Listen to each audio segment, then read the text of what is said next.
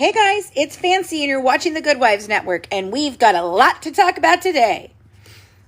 Get this shared out to everyone. Share it out. Oh, it's going to be some spicy fun. Oh my goodness, I can't believe what I've got to say. It's going to be one hell of a day. I just made that up, by the way, all by myself, just so you guys know. I'm on a kick today, so if you guys want to, if you guys aren't ready for it, you better be ready for it, because am I on a roll today. I am on one today. Mac will be joining us here in a minute. I am, man, hot.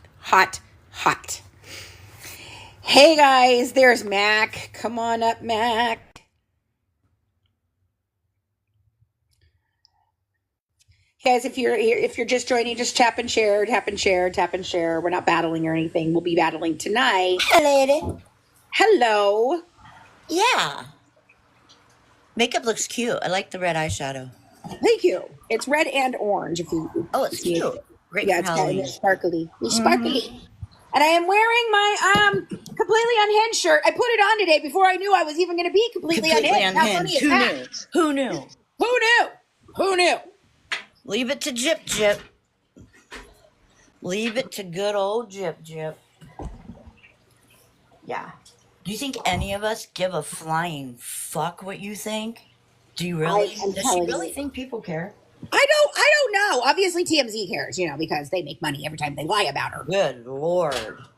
One main media, please just get it right. Just one. We're just asking for one. Just one. Just one little media person. One little reporter that's not afraid to stand the fuck up and be like, hey, guess what? We got it wrong. We're sorry. We totally got it wrong. It's not that big a deal for you to admit that you got something fucking wrong. Yeah. I don't see Munchausen by proxy at all. She has a chromosome disorder. Who knew? I did. I knew. Yes, you knew. I knew. We knew. Lots of us know. But the mainstream media? Thank you. What's going on is little Miss Jip's new little comments in her People magazine interview. Several different magazines, obviously she did that. She did that. So what happens, and I don't know if you guys know this or not, because this is something people didn't realize back in the day, is, how everybody's like, oh my God, she's everywhere getting all these interviews. No, that's not how it actually happens, okay? What happens is one of the magazines or news outlets will call you up and they will interview you. And then all the other ones take that interview and make their own articles about it. Okay. Right. That's what happens. And that's why it always says, well, TMZ, she told TMZ whatever. Or reported. That's why. Okay. It's not like we were out here going to People magazine every other freaking day. And no, they just take the story that they have and they freaking run with it. Yeah. That's what happens. So she did an interview with TMZ. Obviously, we saw it. It was at the airport, right? Right. Mm-hmm. Okay. So, and I believe Ken said at the third time they asked, he said, I don't think neither one of us are educated enough on this subject to make a comment. Right. So I already made a video about it. I used Conspiracy's video from them at the airport. And the article came out yesterday, and let me see here. Hold on, let me see if I can pull it up here so you guys can see it behind me. Hold on. No. Can't. Dreamer, just wait, sweetie. Is Dreamer in here? No, it's a different. AKA Red Baby. It's not the Dreamer. Okay. Hold on, I'm trying to make myself smaller. Why can I never make myself smaller? I can't do it. It never lets me do it when I'm on. You gotta do the limbo. Yeah, all right, here, we'll do this. Oh, there you go. There she is. There you guys go, okay? I love when her head pops up.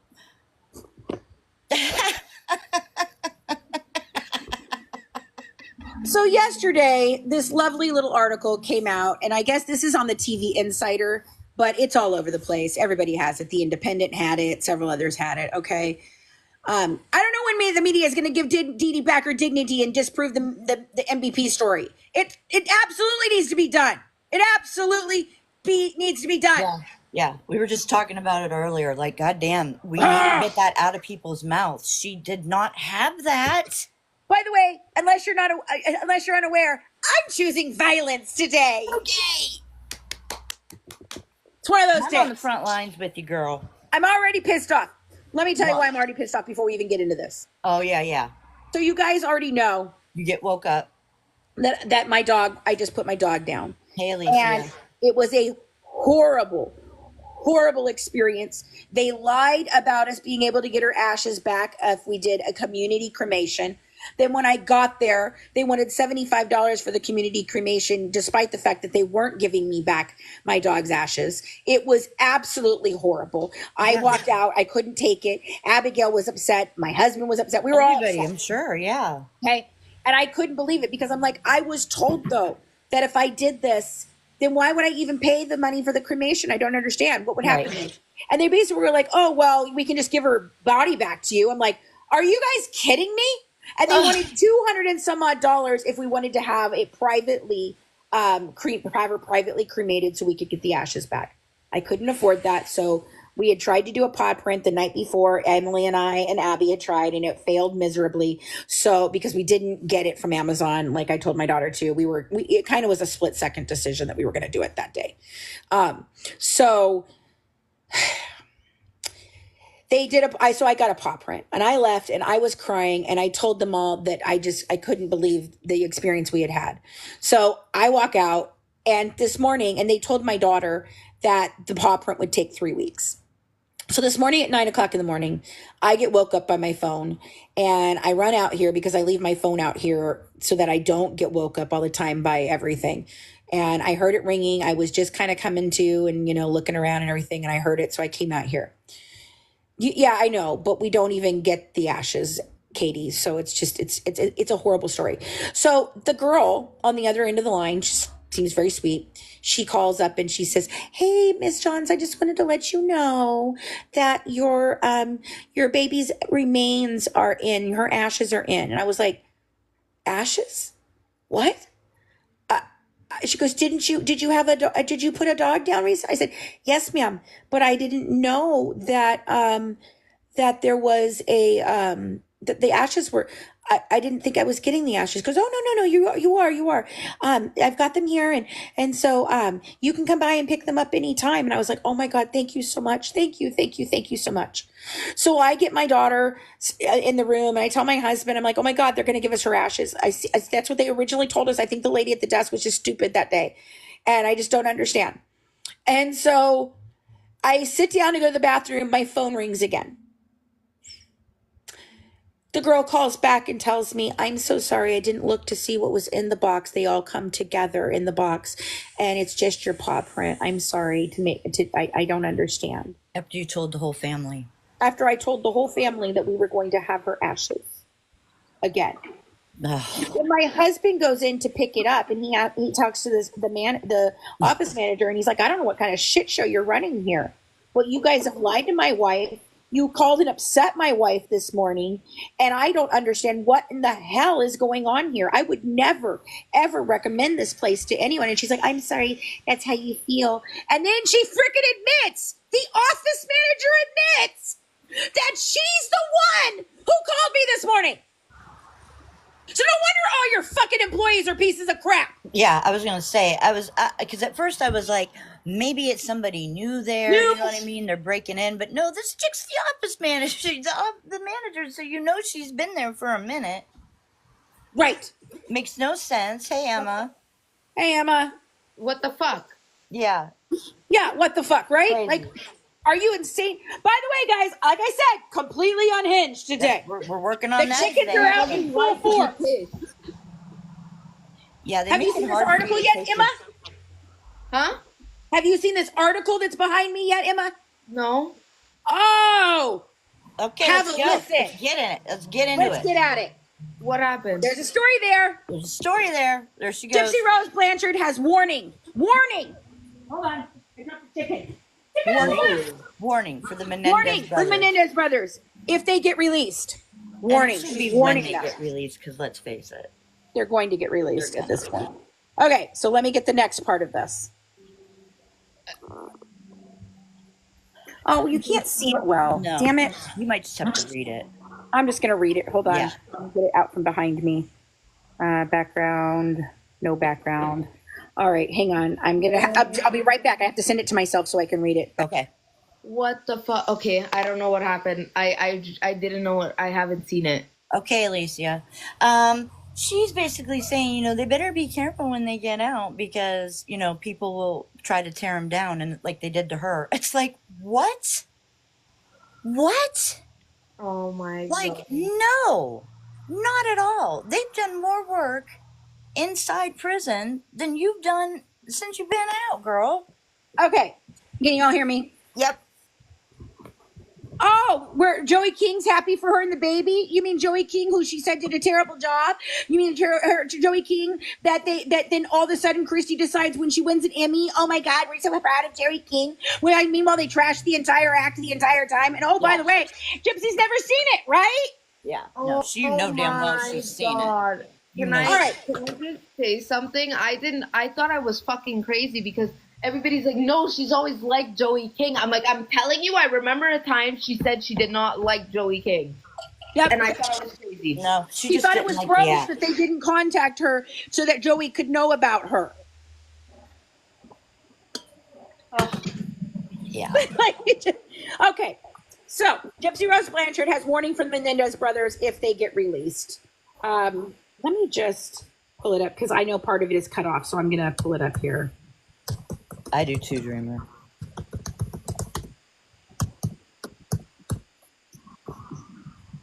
And I already put a post up of it today, guys. Oh boy, there's another one too. Oh, she fears that society has built the Menendez brothers up and will tear them down. Yeah, I just told him. Yeah. Hi, baby. Hello. Both of the vases are in the kitchen on the thing. All right, so I'm going to read the Gypsy Rose Blanchard one here. And then if this one, hold on, let me see what it says here. No, they don't. Thank you, baby. Oh, okay.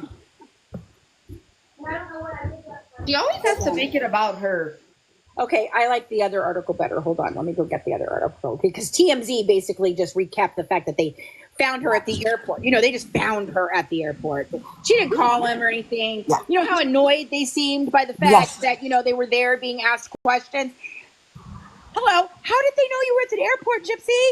Yeah, you dumb shit. You weren't prepared for Menendez questions, were you? Dumbass. You should have been prepared.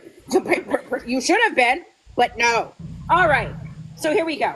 Gypsy Rose Blanchard has some advice for Menendez brothers ahead of their resentencing hearing, which could see them walk free after being sentenced to life in prison without the possibility of parole in 1996. Blanchard, who was released from prison in December 2023 after serving 7 years for her role in the 2016 murder of her mother, Dee Dee told TMZ that Eric and Lyle Menendez should tread carefully because while people are currently advocating for them, I know from personal experience it will always be like that. Yeah, I think it will, honey. I think it will because I don't see them coming out of this fucking place lying their asses off and not advocating for anything and calling herself an advocate. Oh, but wait a minute. Don't you guys remember a time when we were told not to call her a fucking advocate? Yeah. I don't know. I'm pretty sure she said that. Yes. But I'm not an advocate, so stop trying to make me one. Yeah, stop trying to make me one. Besides the fact that that's what you told the parole board to get yourself out. Yeah. Okay. Yeah. Growing up, but you also said on your prison confessions that everything that I've done in the last 8 years has all been for one thing, and that's parole. Yeah. What did you actually do, Jip? What did you actually do? I mean, it's like just because you say that's what you are doesn't mean that's what you are. I can say what I am all day long and not be that. I could decide I'm a cat tomorrow. It doesn't mean I'm a cat. Right. Sorry. Like, seriously. I don't, bitch, don't advocate for me. And of course, we've got to throw in here, growing up, Blanchard was a victim of Munchausen syndrome by proxy. No, the fuck she was not. No. A disorder. Stop it with that. a disorder where a parent or guardian either makes up fake symptoms. Did you make up the chromosome disorder? Or or cause real symptoms? Again, chromosome disorder. Can you say it with me? Chromosome disorder. Micro Deletion deletion. of the 1q21.1 chromosome. Q. It's not hard to look up, folks. Yeah, She's even Christy, I'm a admitted to tree. it, PMC. Just so you guys know. She's even admitted to it. I'm gonna be a lamp tomorrow. Thank you, Alicia. Or causes real symptoms to make it look like the child is sick. Since her release from prison, Blanchard has shared updates on her life on social media and on Lifetime's Life After Lockup. Blanchard told TMZ that she hopes all the facts of the Menendez brothers' case are taken into account and they have a peaceful transition back into society if they're released. I'm sure that means a lot to them. I'm sure they were like, oh my God, oh my God, oh my God, oh my God. Gypsy Rose just spoke about us. Fancy. I heard she's fetch. Oh my God. That's a big deal if Gypsy's speaking about us. Oh my God. She's so important. So important. So important. I'm sure they're over the moon that she is. Yeah, I'm sure of it. Exactly, JRO. They did all that work thinking they were never getting out. Right. Exactly. They went to counseling. Did it regardless. They started meditating. They advocated for prison reform. They put huge freaking programs into place. But you know, Gypsy's got some advice for them. Los Angeles County District Attorney George Gascon recommended on Thursday, October 24th, that Eric and Lyle should be resentenced.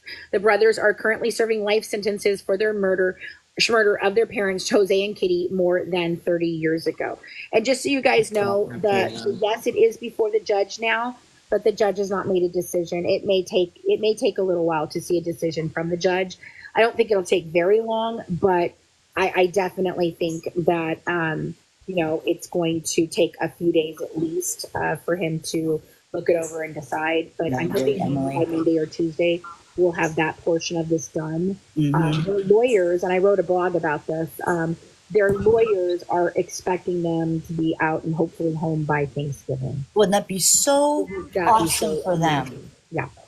So now, and of course, they've got to throw in the fact that nobody cared about the Menendez brothers, before this Ryan Murphy did the Netflix special that was, from what I understand, terrible. I haven't watched it yet, but I am paying for Netflix today so I can watch it. I haven't watched it yet either. I might have to. I'm going to. It says renewed focus because before Ryan Murphy did this, I saw it all over there. Oh, Rosie O'Donnell is helping them. Oh yeah. Wow. Yeah, it's no joke. Yeah, and Kim K. She believed them from the beginning. I believed them. As soon as I saw them testify, I was like, ain't no way they lying. There's no way they're lying about it. No, do I think they should have did what they did? No, I don't. I don't think anybody should. But yeah, I do agree some people shouldn't be on this earth anymore. And Jose and Kitty were two. I think that they should have gone to the police. But you know what? I'm going to be honest with you. Child abusers or whatever the heck. Nobody was listening in the 80s. Are you serious? Especially the boys? No. But on top of that, they don't get the time that they should get. May I add also that Jose and Kitty, they were both rich as fuck. You think that the cops would believe them? No. Exactly. No. Plus, their dad was big. He was big time. He was a big deal. That's That's something we need to take into consideration. He's very, very powerful. A very powerful man. I heard Lyle telling a story about how when he went to Princeton, he didn't have his room or something, and he called his dad and let him know, and he's like, whoever's in there, take their stuff and move it out and move your shit in. Because the kid had just been away for some reason. I don't know what it was. And he didn't want his dad to be the way he was being, but the dad just went ape shit. And then Lyle ends up, the guy comes back He moves Lyle's stuff out of the room, moves Zip's stuff back into the room. Everybody's like pissed at Lyle, so he just stays like out in the hallway on a bed. His dad finds out about it. He is pissed, making fun of Lyle like, you ain't no man, you should be able to take care of this, blah, blah, blah, blah, blah. Calls whoever he calls at the school, reams their ass. And then Lyle gets called in, and he's like, first, I want to say I've never been treated the way I was treated by your dad. He is honestly the biggest asshole I have ever talked to. And then he's like, that being said, you have your own room. He had like, but he was so upset that his dad did that. He did not want him to do that. That's not what he wanted. Yeah, and it's not like it's going to be a good look for Lyle that his daddy had to come in and forgive. Exactly. Like, but Lyle should have stood up, you know. Yeah. But think about that. I want you guys to think about the psychology on that. Here's a guy who's going to Princeton, okay, and he can't even stand up to some asshole kid that's going to the same school as him. Hey, ABV, good to see you. Hey, ABV, to stand up to this kid. So he's just going to sleep in the hallway because he doesn't want his dad to He doesn't want to deal with it. Right. And the kids are pissed. And the biggest reason why he went there was, you know, to rub elbows with other people. You know what I mean? Yeah. And they didn't even want nothing to do with him. They were pissed off at him. I love those. Show me mine. Oh, I can't wait till you see it. Show me. My daughter got me flowers today because it's been a hard day. That's so sweet. That is just so sweet. Hey, Marianne. I'm going to put this one up on YouTube. Don't worry. So if you missed any of the beginning, but if you want to know what we're ranting about today, just go right over to the little video that I posted before we push the live button. You'll get all the information you need. But I'm going to finish reading this article. So, yeah, renewed focus, blah, blah, blah, from that shit. So speaking to TMZ earlier this month, Blanchard said she wasn't super educated on all the details of the Menendez case, but noted how she stands for all victims of abuse. Well, you sure as shit don't stand for me. Mac, does she stand for you? No. Mac. I'm sorry. I was talking to my dad. What'd you say? Okay. I said, she says that she stands for all abuse victims. Does she stand for you? Because she sure she doesn't stand for me. She doesn't stand for me. No.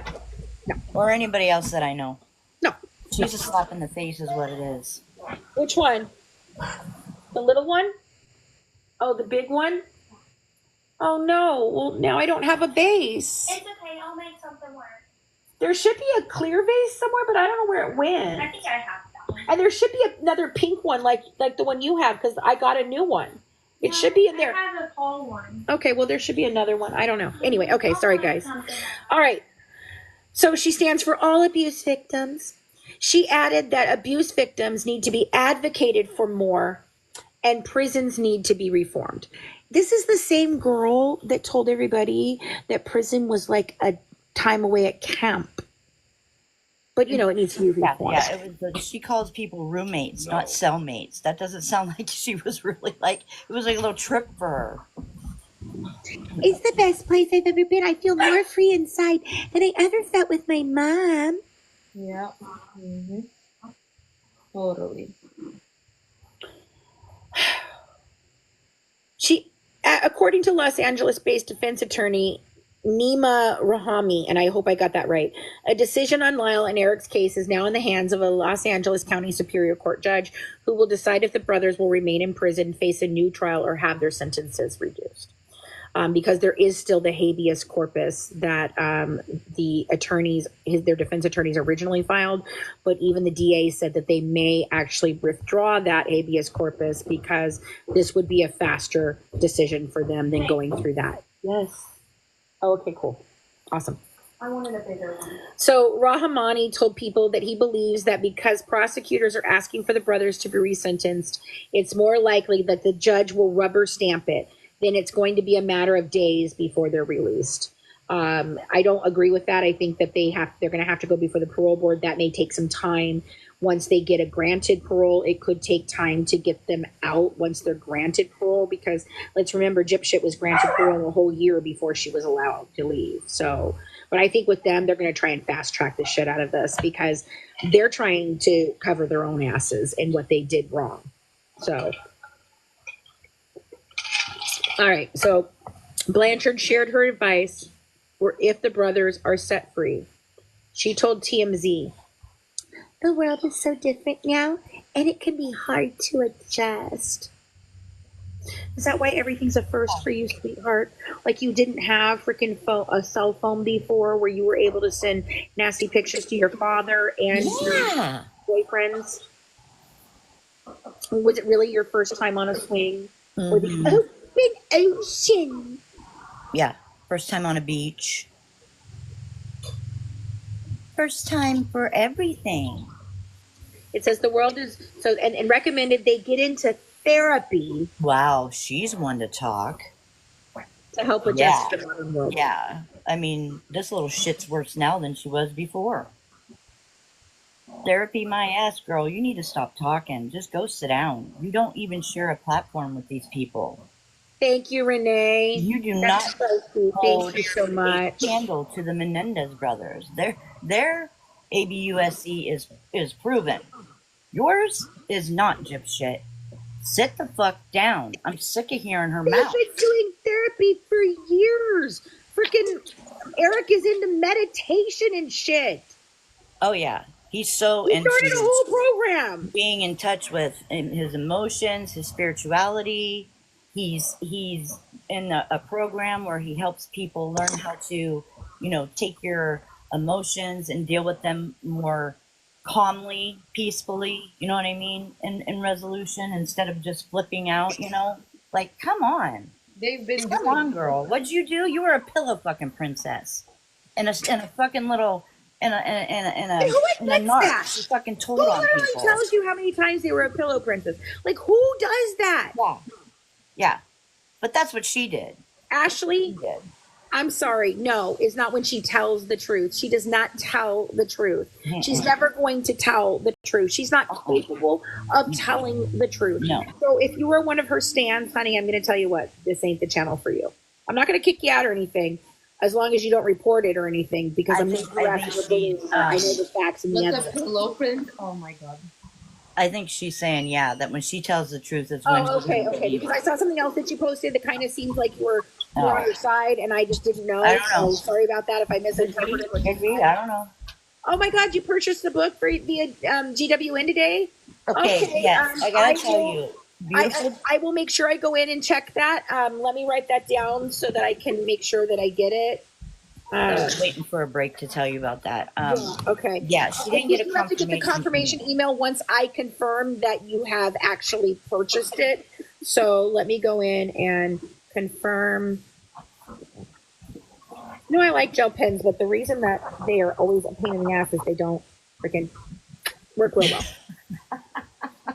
There we go. I always have to take a lighter to the end of my pen. That helps get the flow going. What the heck was I writing? Confirm. I started to write complete. Confirm. To buy a book, you could either go on GWS or you could either go on Amazon for the not signed copy. Yeah, we have part 1 and part 2 are out already, and part 3 is going to be released on its way on the 31st. Hopefully. On its way, yeah. That's what we're hoping. We're hoping for the 31st. Okay, so let's get into this. Now that you've heard the article, Emma, thoughts? What the fuck? Yeah.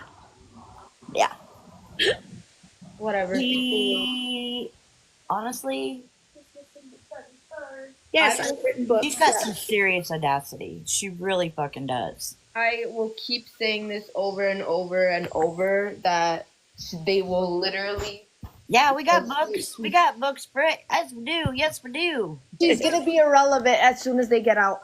Forget about it. She is, and that's why she's trying to saddle her horse to their wagon. That's what she's trying to do. She's trying to threaten them by saying that I don't think so. No, I think she realizes that her only shot at staying relevant if they get out is the baby. Is if she is advocating with them and for them, and she's trying to form an alliance right here. Yeah, it's like she tried to form an alliance with Kim K, who was nothing to do with her. Now we're gonna have to get people to write to the Menendez brothers for real. Well, either way, can she not talk to them since they're felons? It depends. I know that Rachel was allowed to communicate with Gypsy while she was on parole. When Okay, yeah. parole, okay, so, or probation, whichever one she was on. I know that she was allowed to, so I'm not quite sure. I mean, that used to be the way it was, but I don't think that it's that way anymore. Like, I think you definitely can't talk to your co-conspirators or anything like that, but you are allowed to have relationships with others. I don't know. I don't know why it's changed. I'm going to look that up, and I'll probably write an article. It blows my mind that she thinks that she can fucking say something to them. You know what I'm saying? She just is trying to get. She hasn't been through the ABUSC that any of us have been through, and none of us have been through the ABUSC that the Menendez have been through. And it's just like, girl, Those boys, I don't know. It's something so tragic. hug lady. I see you, girl. Ooh. Ashley, Gypsy herself is on parole. She didn't finish out her sentence. Someone just bought both of them right now. Oh my God, thank you so much. Nice. Oh, thank Look you. at the lipstick. Oh, it said I love you on your cheek. I know, I've done that one. I love that one. It's one of my favorites. That was cute. Yeah. I wrote, we've written 3 articles on the brothers. I've written 3 different articles on them, and I think I have one more coming. That's what I'm logging in right now to check and see. Okay. I think I'll have one coming on either Monday or Wednesday of next week. About this. Thank you. Thank you. Thank you, guys. Thank you so much. I appreciate it. It's just, and if you guys want to come up and have a conversation, you guys are welcome to hit the box. We're wanting to hear your opinions today for sure. But thank you, little miss. Oh, Sunflower, thank you. You can either get them on the goodwivesnetwork.com where you can get a signed copy. It's extra. Or you can go to amazon.com and look up the companion to The Good Wives Guide to True Crime, and it's right there. And we have 2 books. Thank you. Okay, I'm going to let you guys up so we can discuss, because I want to hear what everybody else has to say about this. Because, man, oh man. Yeah. Good morning, everyone. I hope everyone's having a wonderful day. Oh, I do have orders. Okay, 3 orders today. Oh, wow. Thank you, guys. Awesome. Okay, I've got them. Thank you guys so much. Thank you. Okay. And if you want to, you can go right up to our link tree. There's a thing up there, our link tree. It'll take you directly to our website. And then I'm going to add today, I think I forgot to add the Amazon one. Let me look at my link tree and see if I did, so that I can give you guys the right information. Hey, beautiful day. What do you think about this? Beautiful disaster. Oh, beautiful disaster. Sorry.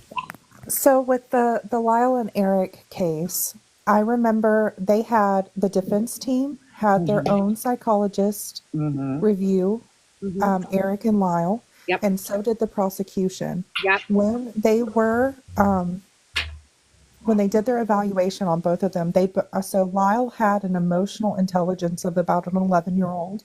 Yeah. And Eric had an emotional intelligence of a 9-year-old. Everything. Wow. I also have CPTSD from childhood abuse.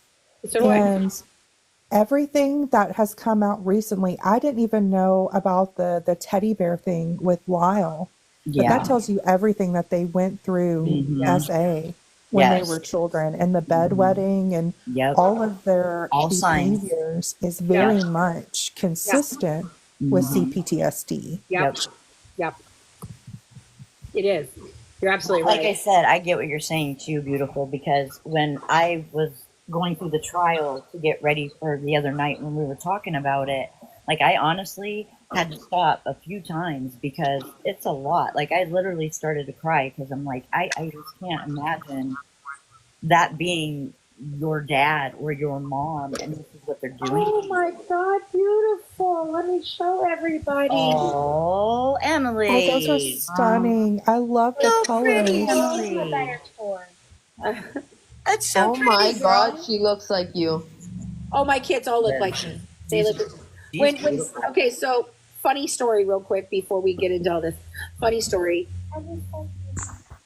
Craig and I went to high school together, and we did not like each other like that. Okay, like at all. And but he liked me, but I didn't like him. I thought he was a dork.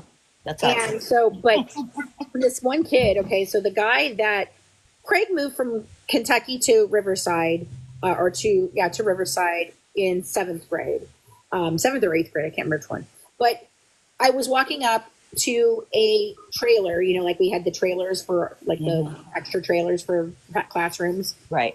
And I was walking up to one and he was standing up there with this guy named Shane. And Shane and him were standing there and I had a Smurfette shirt on. And so Craig started calling me Smurfette. And I was like, I'm wearing Smurfette. I am not Smurfette. I do not appreciate you calling me that. Yeah. I was like being really shitty about it. I was really very angry about it. And I was like, oh, you're standing with Shane. Of course. Oh, the Glipper ride is ready. Oh, okay. It just says now that it's ready.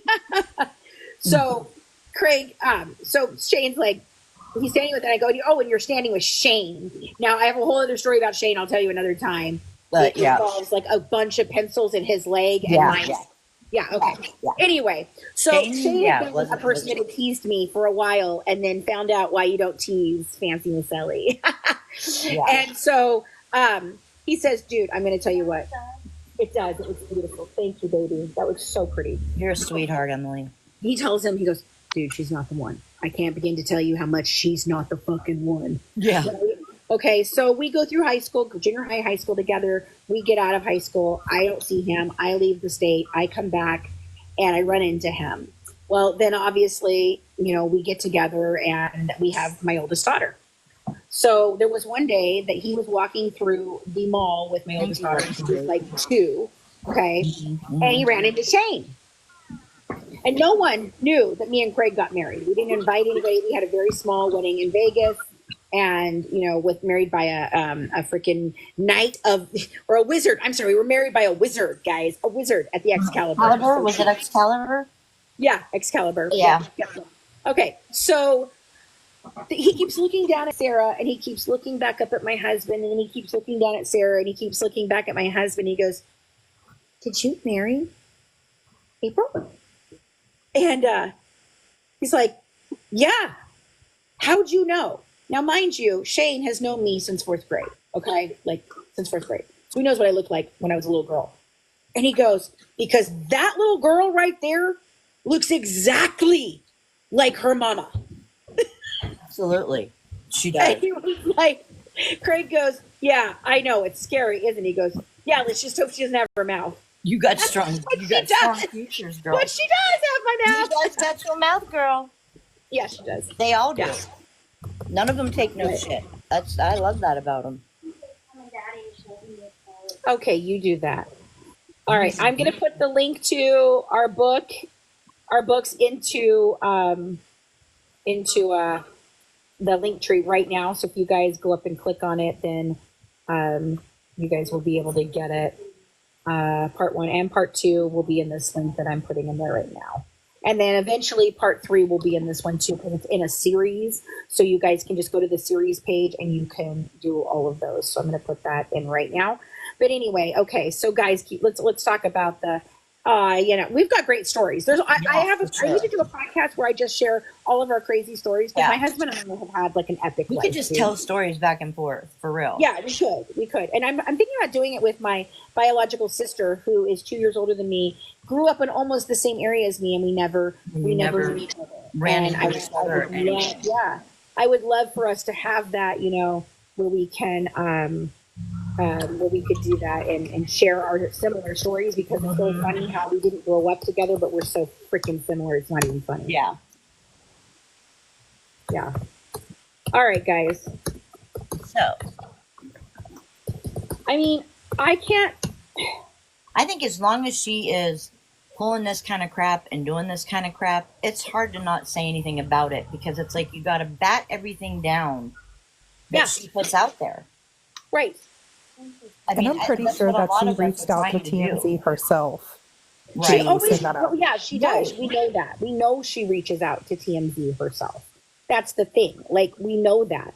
Otherwise, how in the hell else would they know that she was there? They wouldn't. It's not like they're checking the freaking airlines every damn day. All the airlines. Is Gypsy flying anywhere today? Is Gypsy flying anywhere today? They do not care that much about her. No. Did you see that she posted that video from Universal Horror Nights? What was What'd you it? say? It was her and Ken at Universal Horror Nights here in Yeah. California She posted while a she's video. on parole. That is so awful. It's so disrespectful. You know what I mean? Mm-hmm. But it was kind of funny too because everybody thought she was one of the scaring people. She was Oh, walking through. I know I'd be going the other way if I saw her coming. Because, girl, if you look in the background, as soon as people locked eyes with her, they got so wide. As They're soon like, as oh, they saw her. fuck. Is she part of the show or what?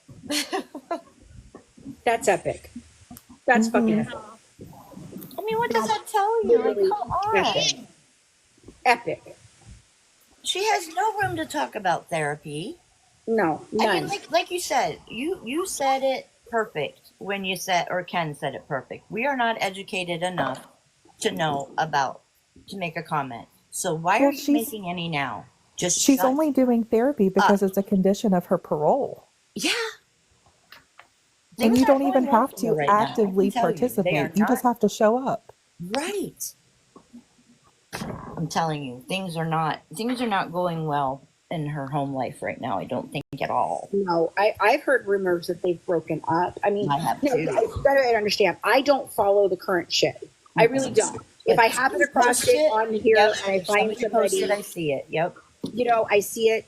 What I don't like reporting on the current stuff because it's not the case. I only actually care about the. I want to bat down the bullshit. Every time I hear Munchausen by proxy, I want to bat it down. Munchausen by proxy every time. Munchausen by proxy victim survivors unite. You need to come out together as a team, as a group, and tell them she does not stand with us. Right. She's not one of us. No, I don't know if she's actually doing the therapy. I know she was supposedly doing therapy with Ryan, and then the therapy she was doing, I have to remember what it's called. I have to go look it up again. But basically, it's the kind of therapy that it lays all the responsibility on everyone else and absolves you of having any responsibility for it whatsoever. So is she doing right, cognitive Ashley? Like, behavioral therapy or is she know? doing DBT? That's it. What is it? Dialectical behavioral therapy? DBT. Yes, I think that's what she's doing. High elevation therapy. That's for personality disorders. Yeah. I think that's what she's in? I think so. I do. A unique and specialized form of cognitive behavioral therapy used to help people suffering from mental disorders to reduce their extremes, which certain mental disorders, the accompanying emotional highs and lows add an extra layer of complexity and make it difficult for the client to concentrate on the core issue. DBT focuses on changing problematic thought patterns and teaching helpful skills so clients can effectively manage emotional extremes. Yeah, because they usually use that for borderline personality disorder. Mm-hmm. I know. I'm aware. I'm aware. I know. It's not for it. If she was in any kind of therapy, she would not be doing half the shit she's doing right now. We saw her lie to the therapist on freaking prison confessions, for Christ's sake. Yeah, I mean, and okay, bye, Alicia. Have a good day at work, honey. See you tonight at 9, okay? See you tonight, girl. Like, seriously? Like, Dr. Stoll offered her probably some of the best help she could probably get at that time. I mean, I'm pissed at him because he didn't do homework, and he's always big on that. My people do their homework. Well, Mr. Dr. Phil Billy, you got it fucking wrong on this one. Right. But he offered her therapy. He did. And she's like, okay, thank you. Thank you. Did she take it? No. No. No, she got mad that he said that she was emotionally damaged and shouldn't be in a relationship with anybody at the time. And so she decided to not take his help. The same reason. Anybody that spoke against Ken, forget about it. She has to meet a certain amount of criteria to get that DX. Yeah, the DSM-5, you have to have, I think it's like 5 criterion. Yeah. Oh, I see. Yeah. I'm starting to just, my next classes are more about therapy, treatment, and stuff like that. I haven't really got into all of that yet in my coursework, especially since I'm doing more of the study of the brain and criminals. I'm doing doing the therapy, psychology. You know, that's not really what I'm here for. I'm trying to understand the criminal mind. So I don't have all that information. I mean, I have a DSM-5 that I can look up and stuff like that, but I don't have all that kind of information. So thank you for educating us on that beautiful disaster. That's really great. Of course, no problem.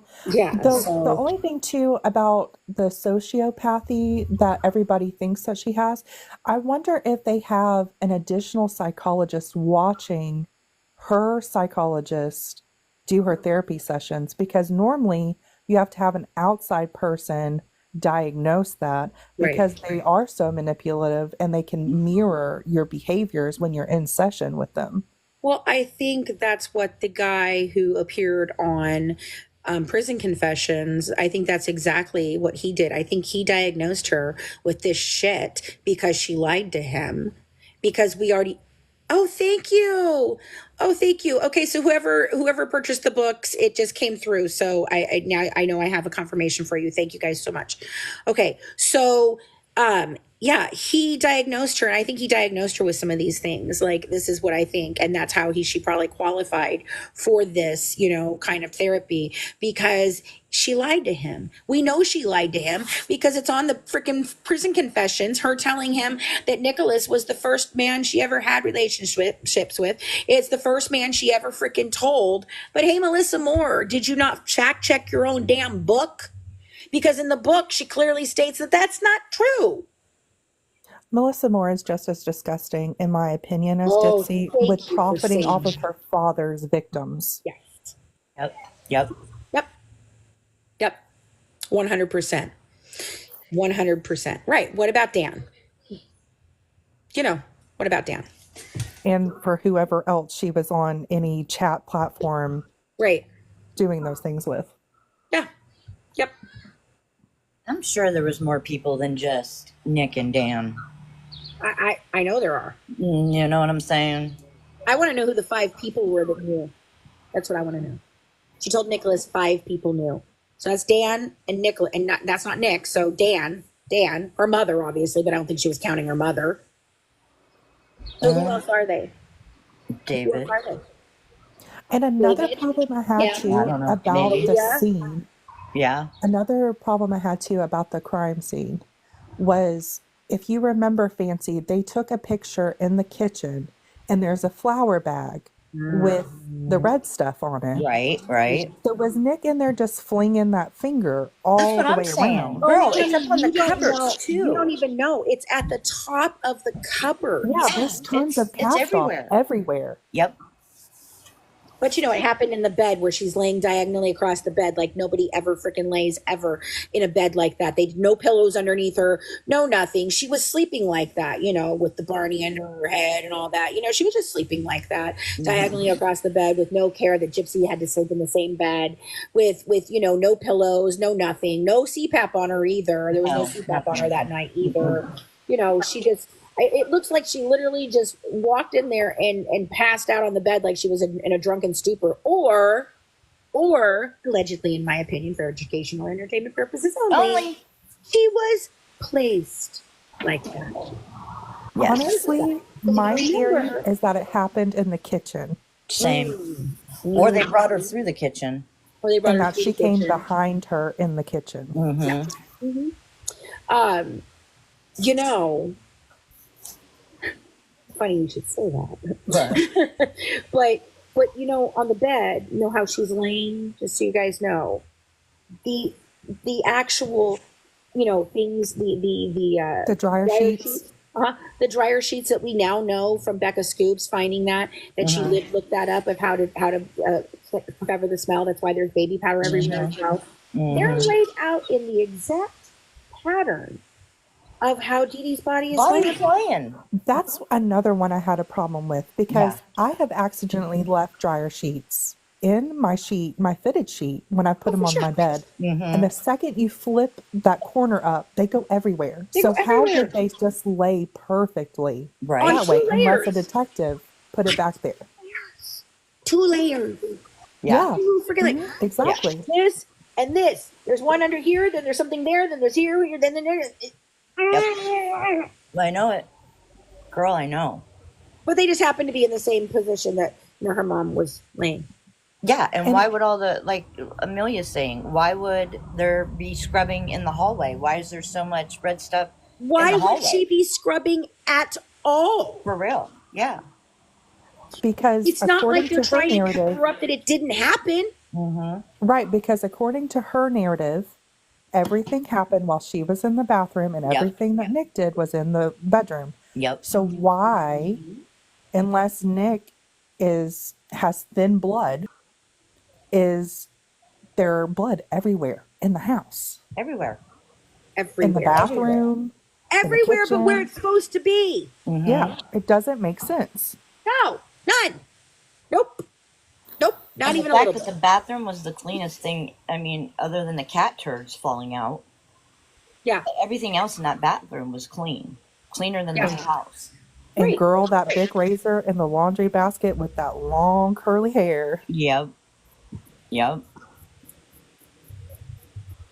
I'm not sure if Nick did shit box right next to in between the toilet and the freaking sink where she said she was crouching. So was she on the cat box with her hands over her ears? Yeah, like where?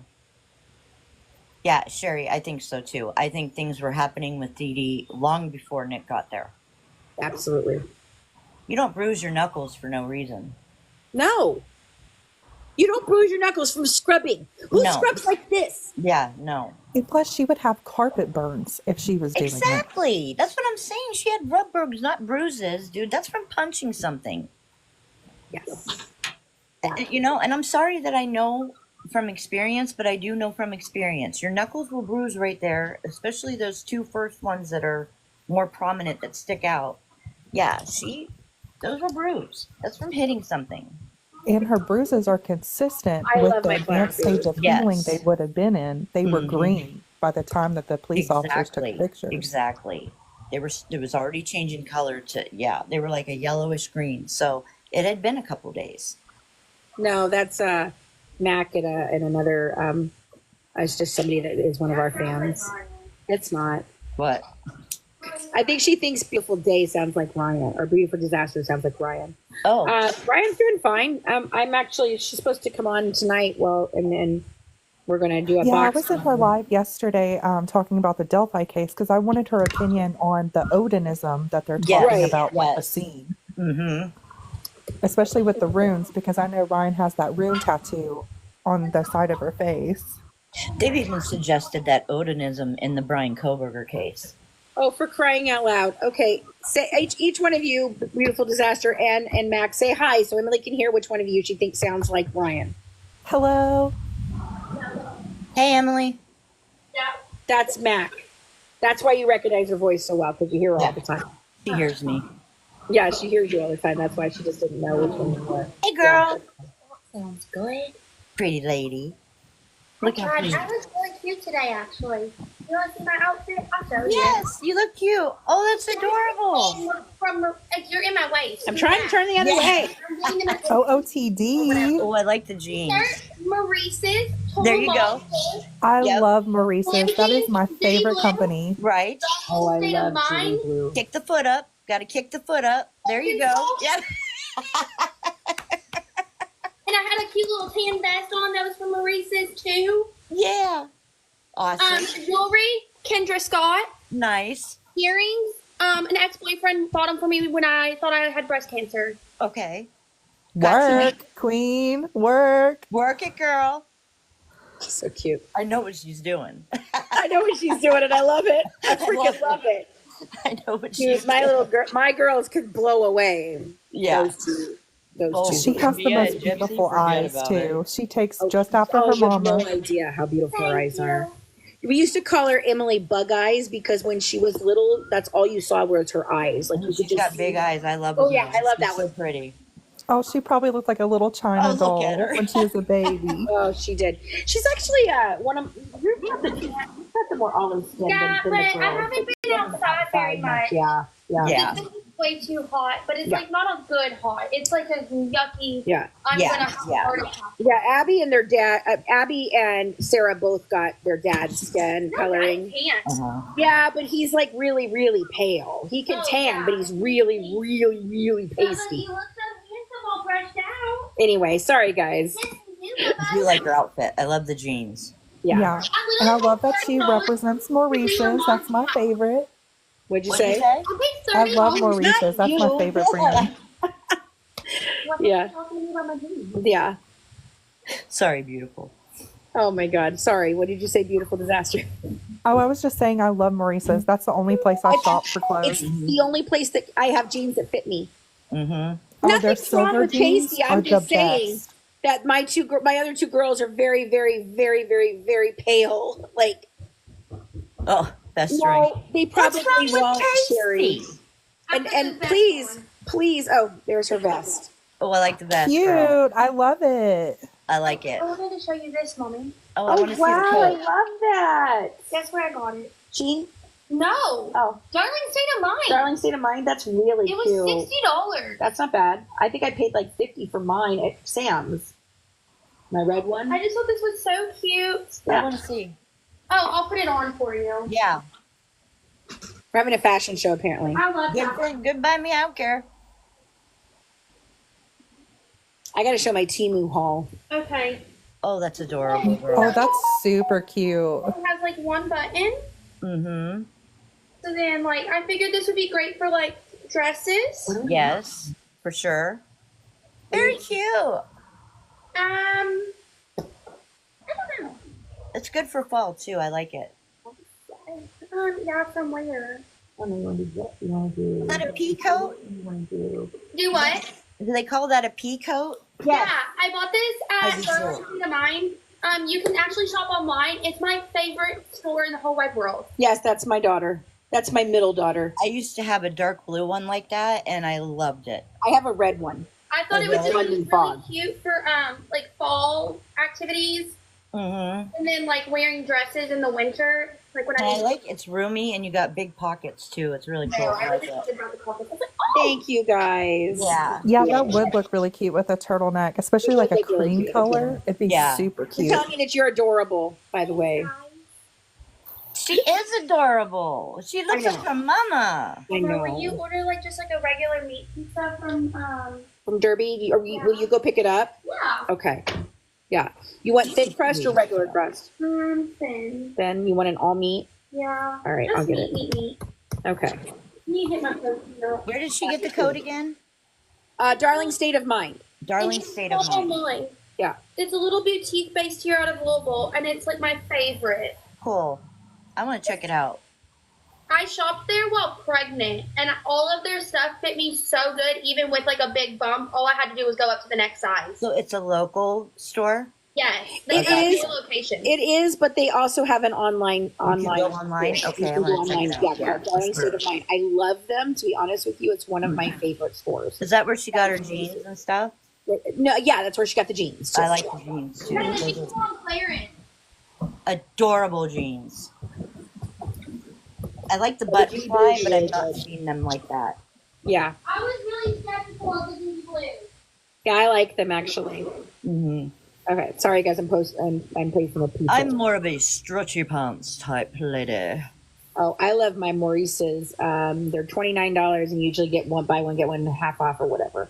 Sometimes you have to wear your stretchy pants. Yeah. I wish they would go back to the take fives because I hate the take tens. Yeah. I know. Because I used to save so much money at Maurice's when they did that. What Yeah. was it called again? Maurice's. That store that she was Oh, at? Darling State of Mind. Darling State of Mind. Yeah. Hey, Lauren.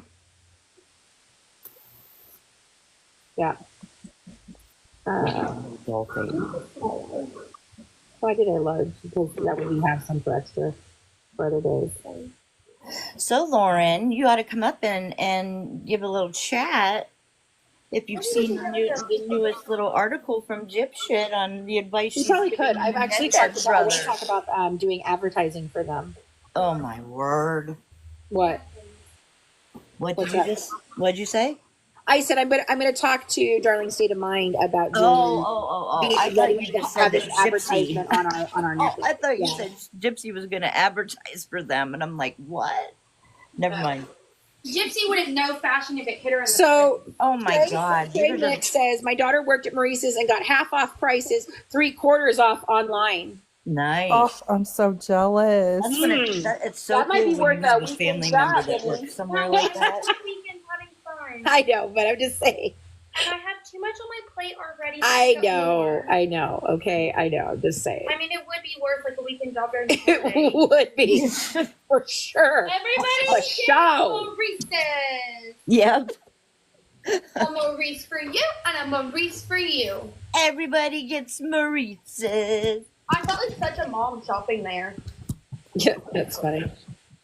I just bought all my Wicked merch for the movie from there. Did they have Wicked merch?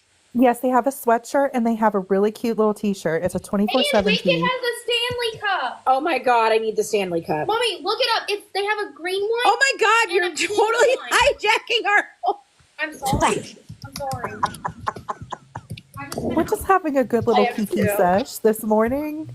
Look at these. Tell me these aren't the cutest freaking things. Oh my God, I need Those those. ones are customized, but the Wicked ones are normally just, I think, like just the plain. Wow, I want one. Target you has going to like a whole Marty's? line of I Wicked don't merch know. I that's might about want to come that. out. I use that my birthday though too. It comes right after Well, Christmas. that will be after Christmas shopping. I understand. Because I normally just take you somewhere for your birthday. I know, but Are you paying for this or not? I was gonna pay for it, I guess. Oh, okay, great. Because I'm a little low on No, I'm monies. mine. Okay. Oh, you're in California, Lauren. Oh my goodness. Have a good time, girl. Oh, I'm in California. Me and my husband are Where Where did you stationed go? here. Where at in California, Lauren? Yeah, where at? I'm from California. So we're in San Pedro. Oh, okay. I am. I lived in Riverside from 6 years old on, and it's where I call my home. Yeah, but this I is also our. Riverside is Inland Empire, Orange. You know that, like San Bernardino, Riverside, Corona, all of that. It's about an hour away from. Oh, hi, Cassie. It's about an hour away from Disneyland. So we had the mountains on one side, and we had Disney and the beaches on the other side. So, and then I lived in Cardiff by the sea, down in San Diego for a while, and a lot of my friends live in LA. So, Yeah, this is our 6th duty I station. can take a picture when I'm on my on it. You want your belly rub? No, she wants down. She wants down. That's what she wants. Oh, you're in Corona? We lived in Corona. That's where this one was born, and the little one. Mm-hmm. They were both born there. No, Riverside. No, the little one was born in Corona my too. birth certificate says Riverside. No, you and her were both born in Corona. My birth certificate says Riverside. Riverside County.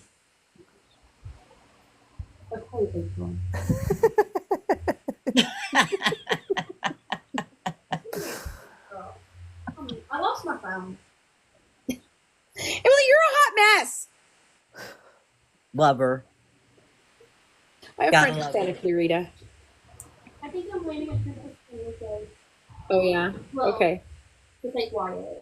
I did provide my contact information. Why are you asking me to provide my contact information again? Are you putting my name or your name? My name. I'm just waiting for the Back to the Future pizza Okay, tablets. it will be ready in 15 minutes. 15 minutes. Okay. All right. So back to what we were talking about, guys, now that I have no idea what we were actually talking about. Giving opinions that don't give a shit. Okay, Kendall, are you in here? I just, you Kendall. Hey, Kendall. here's the thing. Like, this is just, Morning, Alex. to me, her doing this is the audacity to do this. Like, you couldn't be bothered to say anything at the airport when they actually freaking interviewed you. You Yeah. couldn't be bothered to say anything at the symposium at the college on prison reform when they interviewed you, and the classmates were, the students were asking you yeah. questions. Well, But according yet to her, now, you according- realize that everybody in the world was like, what the fuck? Like, Right. seriously, how in the hell did you not know you're coming to LA for one reason and one reason only, is to fucking talk at a stupid freaking college who, mind you, I am going to give a piece of my damn mind. I know lots of other people have, but they have not heard from me yet. Yeah. Oh, I certainly am. So, And, according to her mouthpiece, she had those questions months in advance before that college symposium. She didn't even bother to, I don't know, watch a documentary. She had time to watch Baby Reindeer. right. I'm taking Bubby. Okay. I am not sure about Ken right now with her, because I mean, he seemed perpetually annoyed with her that trip. I mean, perpetually annoyed with her. Well, people in California here said that they thought he was a security guard because he was so far away from her, or her brother. So far away from her and everything, which doesn't make any sense, because if you were a security guard for her security guard, you would have her be walking either next to you or in front of you. Right. Because you wouldn't want to take eyes off of her. I think he can't stand her. I don't think he can either. I mean, his body language tells you everything. Your body language I is want to like, know how they got approved for him to be the one that went with her. I want to know. I am going to call because the technically Christy and Rod are in charge of her while she's on parole. It's very strange. We found the leash. It's in that white thing down there. That's where your son hid them. Yeah, and let me just tell you this too. That Daddy brought home. If I had a man that was walking ahead of me like that, I would be saying something. I'd be like, either you walk with me or we don't go anywhere together again. Like, for real. Right. Dude, if my husband... Look, I never understood it for the longest time. I always thought my husband was crazy because he always made me walk on the inside and not the outside. Inside of the sidewalk. Yep. Yes, inside of the sidewalk. The way it is. Always because he said, no, I'm here to protect you. If somebody were to drive up under there, they're in the bottom of that thing. I told you. They would get him first.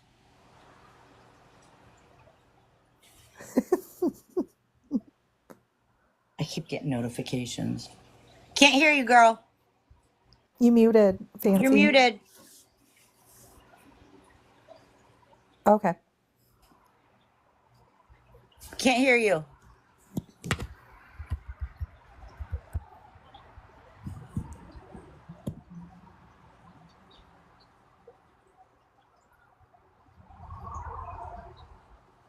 You're muted, Fancy. We can't hear you.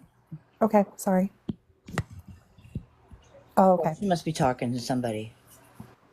Yeah, because like my husband gets so fussy even if I don't hold his hand. Oh, she's on the phone. Gotcha. Looks like she's talking directly at us, doesn't it? Oh, I know.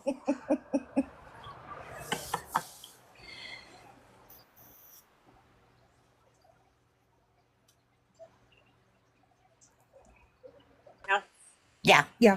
Okay, sorry, that was my husband calling. That's when I do this and you guys can't hear me, that's what's happening. Oh, I thought you were actually saying something and putting your finger up like, we know. No, I do like this. Yeah, right. Just do the phone call thing and I'll know exactly what you're doing. Yes, I'm on the phone. I'm on the phone. Yeah. Me and Beautiful are like, we can't hear you. I know. Because it looks like you're talking right at us.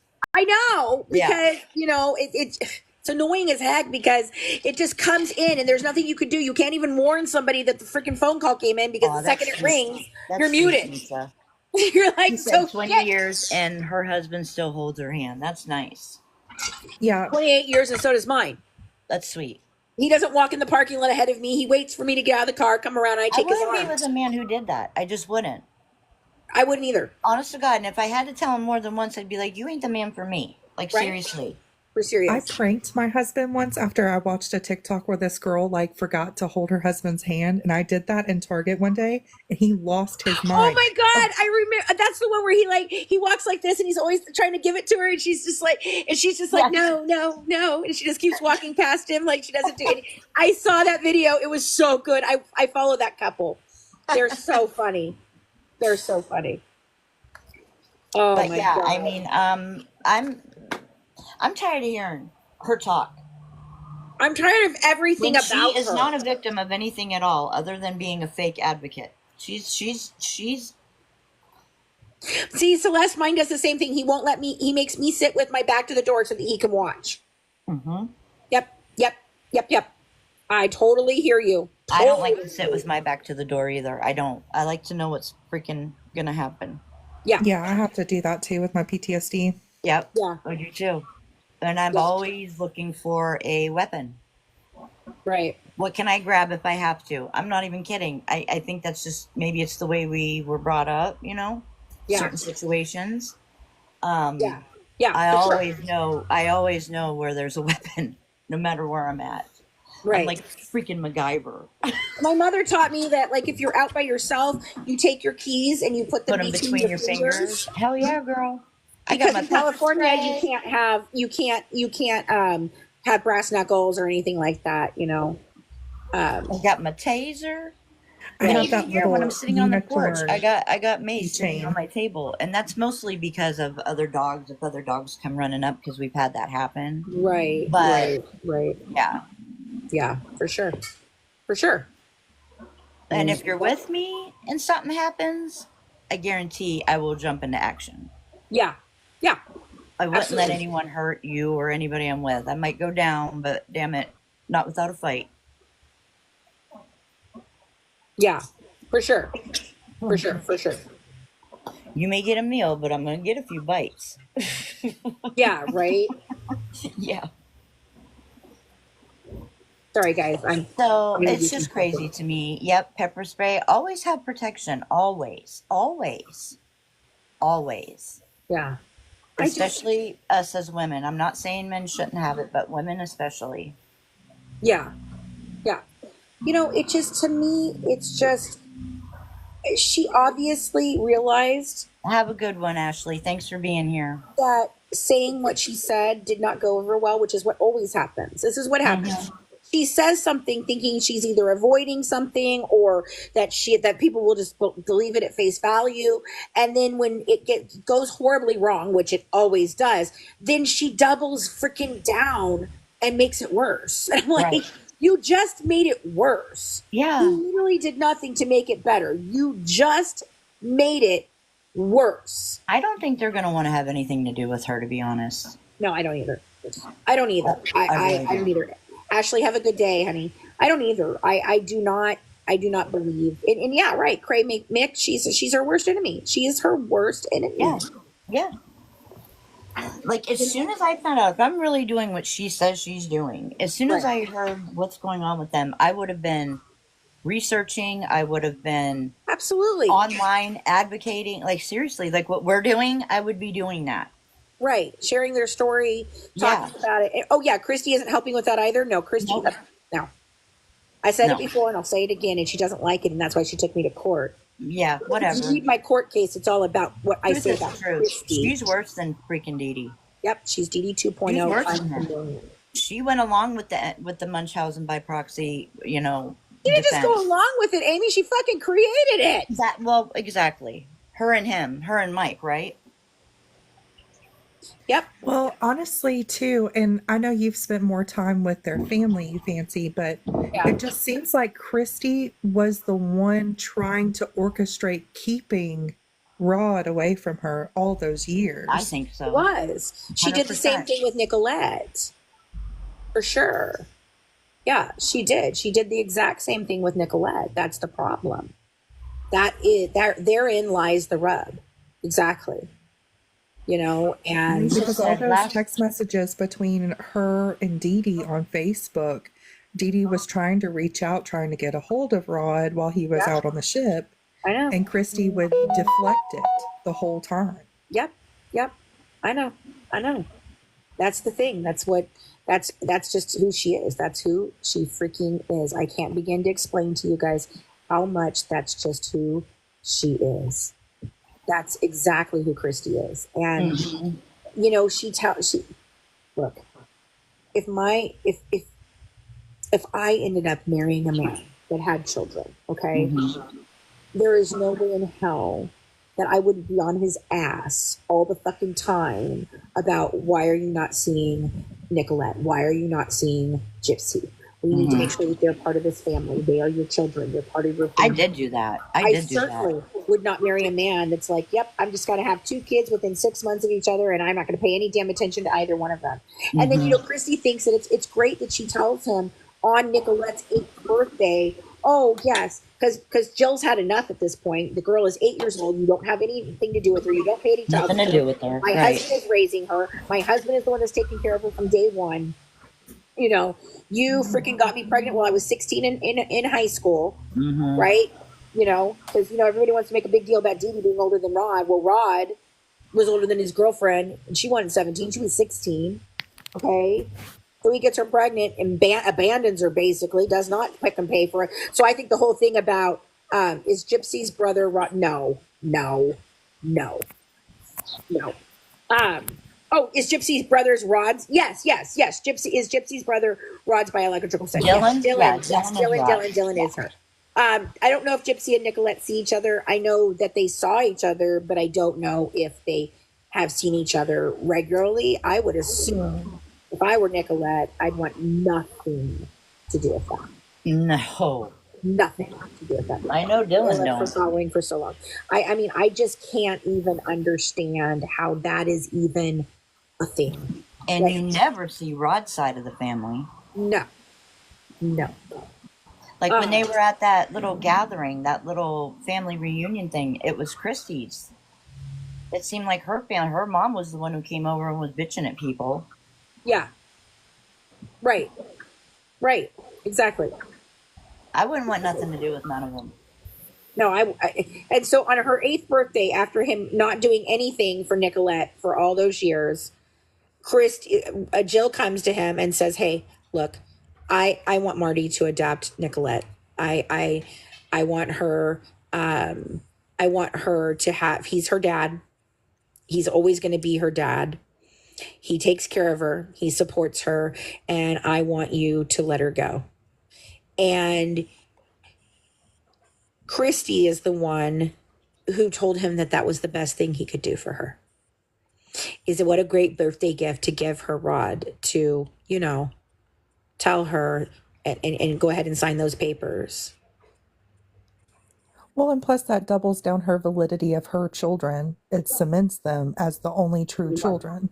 I feel like I'm dealing with a royal family here that's like, no, we do not want the bastard child taking over. Like, you know, like they're having some massive, you know, legacy that they're leaving behind, and only her children can be the ones to inherit. You know, like it just seems so freaking weird to me. Weird, you know. And then I saw a clip the other day from from Life After Lockup. I guess I hadn't seen it because I have not seen all the episodes. But she's in the car and Gypsy's crying about how she does love him, but she doesn't love him the way she should love him, Ryan, you know. And Christy's like, well, and she says, I feel like I'm a bad person. And freaking Christy's like, oh, honey, no, you're not a bad person. It's okay. You just let her be this delusional. Yeah. Just let her be delusional. Yeah. And it blows my mind. Christy's running the show. Absolutely. And I'm sure she was comforting Rod the same way when she was telling him to do the same for Dee Dee, to leave her. Yes. She's fake. Christy's fake as fuck. Forget about it. Yes, she's about it. Yep, 100%. She's 100% fake. Yeah. And if Gypshit thinks that Christy's on her side, oh, thank you for the heart, me. You better think again, because Christy's out for herself. Oh, Did Rod ever put Gypsy on his insurance? I think so. Or so. was she on state insurance, like federal insurance? She was on both. Yeah. I don't know at the end if she was on both, but she was on both. Yeah. Well, we're working on it. We're working on a documentary that's going to be, and we're also going to do a mock trial. Yeah. That's what we're hoping to do. That's what we really want to do. Yeah.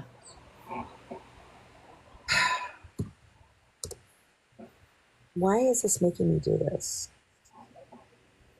I'm sorry, I'm trying to do something on my computer while I'm talking No, to you Mia guys. lives in her own house. Yeah, Mia has an apartment, and I don't know if she lives with the boyfriend or not, but I think they just got engaged. Yeah. What am I doing here? Why is it not? Yeah, plus, our books have a lot of information in them, and we're going to be doing one on Dee Dee, and we're going to be doing one on Nick. Yeah, and then we're going to be doing on the process, basically, right? Yeah, and then we're going to do my story in all of this, because yours. My story in all of this is deserves to be told. It does, because what they've put people through for their bullshit is just, it's unreal. It's really unreal what they've done. Yeah, and Rod was just a teenage guy whose balls just dropped, obviously, swinging it around everywhere. You know what I mean? It's like, yeah, Christy shows up at their actual wedding. Right. Didn't they hook up in the back of the car at Dean's wedding? What? Yeah. Yes. Didn't Christy and Rod hook up at the wedding? Yes. They kissed. Yeah. Yes. Yeah. Yeah. I mean, the balls that takes. You came to my fucking wedding, girl. Get the fuck out of here. What are you doing? Yeah. Who does that is what I'm saying. No, like, seriously, think about the kind of person that would do that. That's what we're dealing with. Like, for real. Yeah, for sure. For all. Yeah. She is out for herself. I could never do that. I could never do that. I could never do it at all. You want to marry somebody else? Good luck with that. You ain't gonna see me show up. Yeah, I mean, some of my friends wanted to make sure that I would, that I wasn't marrying my husband just because we were pregnant, and that this is what I really wanted to do. And I was like, no, I really do. I really love him. I do. And I think that he's going to be, we're going to have a good marriage. And for all intents and purposes, I know, Katie. We're very, we've had a lot of problems, I mean, we both have mental health issues, and it took a long time to get okay. But to be honest with you, my husband is going to love me the way he can. No, tell her you're back. You back? Hi, Bubby. Oh. Oh, okay. Okay, Alep, we'll see you soon. Thanks for coming in. Yeah, he does. Glad you were here too. Thank you, Aleph. And then tonight, by the way, Aleph, tonight at 9:00, I'll be battling for the agency. So show up, please. Thank you. You have an amazing day too. Yes, amazing day. Is it a regular battle or your karaoke battle, Fancy? No, we're not going to do that. Well, we will be doing a karaoke thing tonight too with Ryan, but we're not going to battle like we normally do, where it's just the two of us. We're going to do the box battles like we do on Thursday nights. Because, and I think I'm going to move my karaoke to Saturday. I just can't keep it's hard.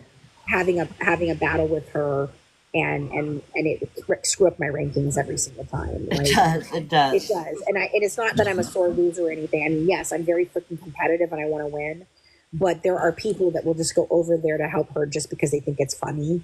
And it's 1:22 in the afternoon, Katie. And so I just don't, I don't want to put myself through that, and I don't want to put my community through that every single time, So it's not a fair fight. It's not okay. And so we're just going to do our regular box battles. You guys can come and support us. You can still gift like you would normally in a regular battle, and cheer on whoever is your favorite. But this way it doesn't screw up my rankings or encourage you guys. I don't want people using the boxing gloves and shit to try and get me to be able to beat her when I need those for my regular battles, Right. It screws all that up. It does. It screws it all up. Yeah. For the next battles. Yeah, for the next battle.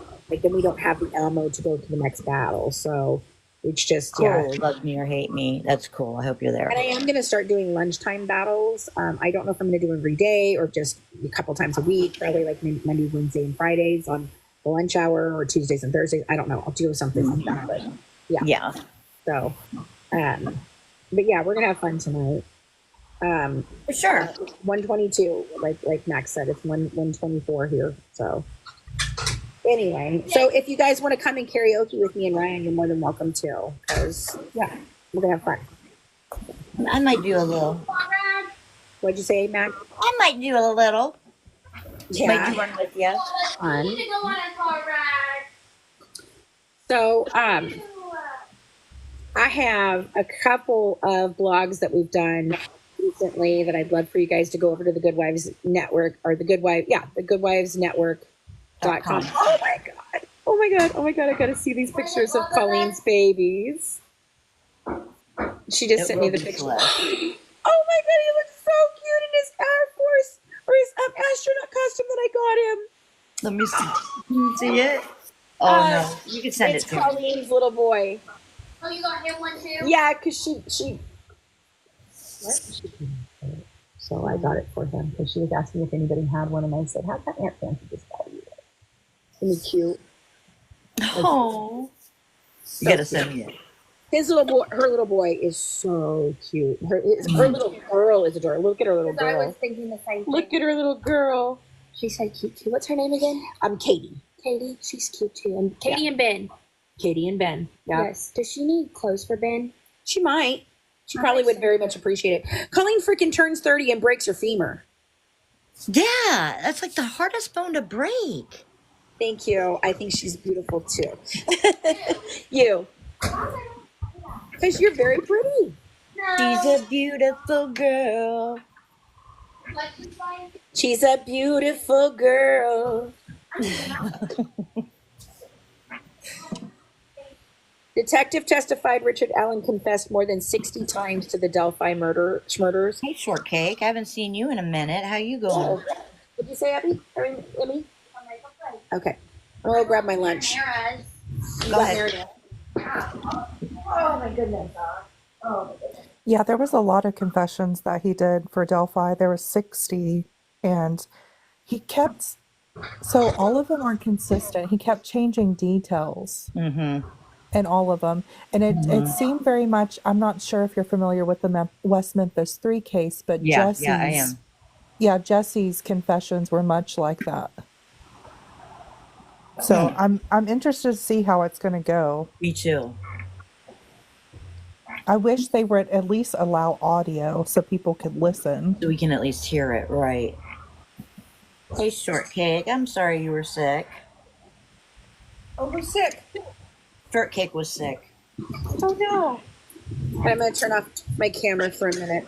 Go ahead. We'll just chit-chat. How do I turn it off? It's not letting me do it. Are you excited for the new game pack for Sims, Fancy? Yes. Yes. Already pre-ordered. Yeah. Crack me up. Oh, you guys crack me up. I'm afraid I'm going to get too addicted to it. I love it. I spend so much time on Sims. Yeah, I'm just going to have to put it up like this. I was going to say, you can pause it if you want, maybe. Does it pause? That's all right. I still want to talk. I just don't want to be seen. Oh, I got you. I used to have to get those, Shortcake. Like, God forbid I eat food. Yeah. Anyway. Yeah, I'm excited for the new pack. I really am not excited about the Sims 5, though. I'm like totally not excited about it at all. Yeah, I saw the screenshots for Project Renee, and I am not a fan of the graphics. Yeah. Yeah, I'm not a big fan of it at all. I love this pizza. They load it up, but it's thin crust, and so it just like flimsily falls apart. Yeah, it falls and slides. I don't think I've even eaten anything today yet. Come to think of it. See what I'm saying? No. Like, if I get busy with something, I forget to eat. No, I called you pretty early. But now you just reminded me. I know, I'm the same way. I hyperfixate, and then all of a sudden I'm like, oh yeah, I need to sustain life today. I'm like so hungry right now, right? That's what happens. Yeah, I do the same thing. I get hyper focused, and I don't freaking do anything. And then I'm like starving. It's like my stomach is like, hey, did you forget about us? Yeah. The hunger pains are now moving to my back. You need to eat. That's to funny. know because I'm still functioning off of iced coffee and Zoloft this morning. So I'm functioning off of the anti-pee pill and some coffee. You know, just some days are that way. It's funny. They help. I'm telling you, they help. It's called oxybutrin. Yeah. And if you have a weak bladder, it really helps. Yeah. Well, my husband and I were talking about the fact that I should try the carnivore diet, he thinks. The carnivore diet? Mm-hmm. He thinks I should try that to detox my body. And he said, then you So can just all start, meat? yeah, it's all meat. And then you do that for a month, and then you slowly start adding back vegetables and things. It kind of But sounds after a like the month, your Atkins body won't diet. even crave the sugar anymore. The Atkins diet is all about protein. my dad had a lot of success when he did the military diet. Yeah. Because he has such a sweet tooth, and he was just like, well, at least I get a little thing, like the cafeteria size ice creams. Yeah. I'm telling you, that's my problem. I have a sweet tooth. I love sweets. My problem is pasta. I love freaking pasta and bread. And yeah, that was my ex. He loved pasta. Irish as hell, but loved his pasta. With the disease that, with the disorder I have, I shouldn't eat carbs hardly at all. But my doctor and I have worked it out how to, I've learned what triggers those episodes more now. And I've learned the warning signs of when I'm getting too many carbs in my body. I've now recognized the warning signs. You know it, yeah. Yeah, and so that's when Craig will call me up and he'll be like, what do you want for dinner tonight? I'm like, nothing with carbs. And he's like, okay, heard, Have you tried the food metabolism test, Fancy? I have not. Highly suggest. Yeah. To see how your body is metabolizing certain vitamins and everything too. There's also the one where they do the allergy test, because like our friend got that done, and he was eating, like, he went from eating junk to super eating healthy, and he got worse. And so all the things that he thought that were actually better for him, he was doing these smoothies and stuff. It all ended up being things that his body was actually allergic to. And so it was making him worse. My dietitian actually said a lot of it, especially since COVID, a lot of people have vitamin D deficiencies now. And you need that for your metabolism to help digest everything. I take vitamin D. Yeah. Yeah. Between the RA and the osteo and all the prednisone I've had to take, I got to do the infusions, and I have to take 50,000 units a week. Yeah, that's what I'm on right now. Yeah. So I'm on my second round of 12 weeks for that. And then if this doesn't work, they have to do vitamin D2, see if I can metabolize that. Wow. We have another person wanting to come up. Huh? I said we have another person that wants to come up. Oh, Noah. Yeah. Noah? If it works. Hey, Noah. Did you mean to come up, Noah? Did you mean to come up? The RA pain, Celeste, you just got to find a medicine that's going to work for you, sweetheart. It took me, I'm 53 now. I got this when I was 27. And it's only been the last 4 years that I have found something that works for me. It doesn't rejuvenate you. It doesn't, like, fix anything that's already happened, but it stops it from getting any worse. And it does help you, like, you're not as stiff. I'm not as stiff in the morning, but I still have to do all my stretches and stuff. But you'll find a medicine that's going to work for you, girl. You will. Yeah. I know, and sometimes you just feel like a guinea pig because you're like, let's see if this works. Let's see if this works. Let's see if this works. Right. Until finally for sure. something sticks, Yeah, for sure. And that's what they had to do with my heart when I see somebody young like Celeste, a young mom, you know, I bonded with her before over this, but it just, you know, it breaks my heart because I know the feeling. I was young, I was a mom, and there was days where, you know, you can't walk. You're like, what's going on with my body? But you'll get through it, I promise you, and you will find something that works for you. And there's Right. really good support groups for you too, Celeste. There really is. Yeah, for sure. For sure, for sure. I think there's one called Me and RA. Yeah. I don't know. If I find something, I'll send it to you. Okay. Yeah. That's awesome. Yeah, but it got me started getting into all the gypsy content. My sister has CVID, so she has common variable immune deficiency. She's deficient in all Ig and IgG levels. Oh wow. So it seemed to me on paper, you know, back then, a lot of people didn't look into chromosome disorders, into immune deficiencies, or anything like that. Well, so it really did seem to me like on paper, Dee Dee was trying to find a diagnosis for her. Was. Yeah, that's what she was doing. Yeah. That's exactly what she was doing. Because, like I said, when and I'm sure Celeste can also be, you know, attest to this. When you're first learning about what you have, even with RA or MS or anything else, any other autoimmune or anything really, you go through so many tests trying to single down what it is that's exactly wrong with you, and that part of it is just insane. That's just insane. But you know, I can see Dee Dee doing that with her. We got to get to.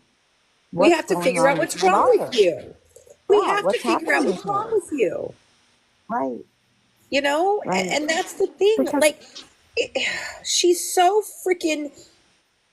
You know, the thing that makes me so mad is it's not even disrespectful, I guess. I mean, that is it too, but it's like it's such a slap in the fucking face for Munchausen by proxy victims, for abuse victims, for SA victims, for all of this. Like, it just pisses me off. Me too. You know? And, me too. And I can honestly say I don't know anything else. No other case like this pisses me off to the extent that this pisses me off. Does that make sense? And it has nothing to do with the fact that you worked with her or anything about that. No. Like, truly, because I didn't work with her, and there's a lot of other people who didn't work with her. And I'm not jealous of her. I'm not mad that we're not working together. No. I'm thankful that we're not working together. I'm not mad at her. I don't even know if I can say I hate her. I can't say that. I have no emotions for her. That's it. I have nothing for her. By her. Yes. I'm disgusted by her. Yes. Well, on paper too, with all the suspected, that one paper where the doctor was just like, this seems like MBP, where he suspected it. If you go back and look at the case against Maya that's on Netflix, where her mom was suspected to have MBP. Exactly. Because she was trying to find clinically what was going on with her daughter, because she was also a medical professional. Right. No, and they were pushing that. They were pushing that, weren't they, on the mom? They were trying to push that on her. Yes. Yeah, they kidnapped her medically. Mm-hmm. The children's hospital did the same thing. They did the same thing with Danita Tuck, who I don't think has Munchausen by proxy either, because her son freaking died. Like, hello, how do you have Munchausen by proxy when you've got the mother in fucking prison and then the kid dies years later? Is that the one that was giving her kids sodium injections through his IV? Garnet. That's Garnet. That's Lacey Spears. I can't stand her. We have personal connections with her, and I have a book coming out on her. Don't worry. That is coming. Yeah. But anyway, the injections, like, how can you just do that? Like, she told Titania, one of our old people, she literally told Titania, because I was under the impression that this was not, I couldn't justify how they could do this and know that they were doing this. So I began thinking possibly it's like a disconnect in their brain where they disassociate or whatever. And then that's how they, that's how they can do it, like almost like a DID situation, but not all the way. You know what I mean? And then I found out, like after talking with her and listening to the interviews that Titania did with her, no, she knew exactly what she was doing. She knew exactly that she was causing him this pain. She knew exactly what she was doing. And her answer is she never wanted him to leave her like everyone else left her. So that's like attachment disorder. And she always thought that the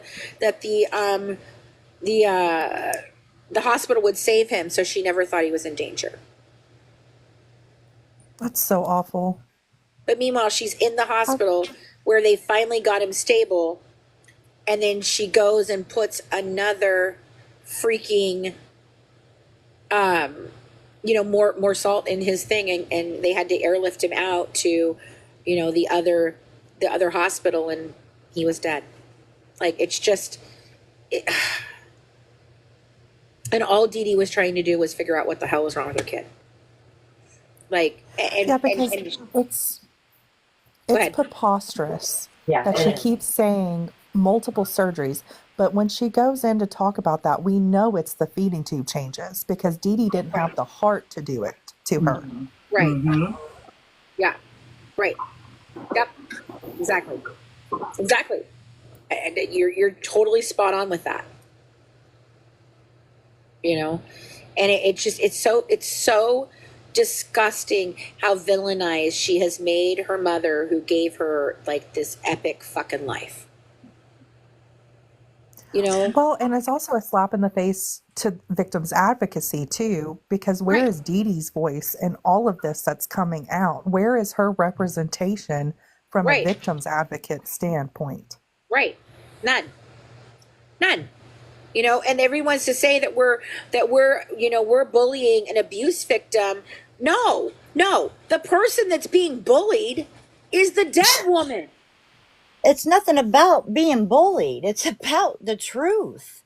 Right. Well, and plus anything she says after she takes the plea would be considered hearsay by a reasonable person because they're not there to stand up in court and defend themselves. Right. Yep. I mean, there's no doubt in my mind that a jury would have convicted her. I want to get this MVP knocked out of everybody's mouth. Knock it out of their mouth. We have to. We have to change the narrative. We have to change the narrative to the truth. To figure it out, man, because I'm like so We've got to figure out how to make them listen. Because Gypsy Rose. What'd you say? How they all say Gypsy Rose, victim of Munchausen by proxy, da da da da da. They all say it, and it's like, knock it off. Well, and plus in the documentaries too, they make it like a proud selling point that she's the only one that's ever murdered her mom and was a victim of MBP. But she's not, because her mother didn't have it, so she's still not the only one that did it. Right. That's what I'm saying. But the way that they tote that is just ridiculous. I know. It's so infuriating, to be honest, because all you have to do is pay attention. That's all you got to do. Saying it like that, and that makes me wonder. So, what is the purpose of saying it like that? Are you saying it like that so that other people will do it? Oh, darn it! My freaking washing machine needs to be balanced like hell, man. Are many people who know Dee Dee defending her? Defending who? Gypsy or Dee Dee? I know her friends that I've talked to. There are friends that I've talked to that do defend Dee Dee. That absolutely defend Dee Dee. Yeah, there are and people. Then the ones that don't, the ones that know Dee Dee that didn't. You know why they don't? Because they're friends with Christy. Yeah. Yeah. Yep. Oh, Yep. Katie's right there. Hey, Katie. Hey, Katie. Hey guys, sorry. Hi, how are you? Good. How are you? Yeah, good, thank you. Sorry, I think I requested to join. I wasn't supposed to. It's okay. You want to talk anyway? Do you want us to drop you down, or did you? Yeah. Did you mean anyway? I don't mind. Were you saying are people defending Gypsy or are they defending Dee Dee? Which one did you mean? Dee Dee. Yeah, there are people Yes, that are. there are people that do. Yes. We've talked to a friend of hers that had a lot of nice things to say about her. Dee Dee was wild. She liked doing her thing, that's for sure. She liked getting backstage. You know, she liked meeting people. Right. But she also, what was the thing where she left wherever she was to come and sit with her friend?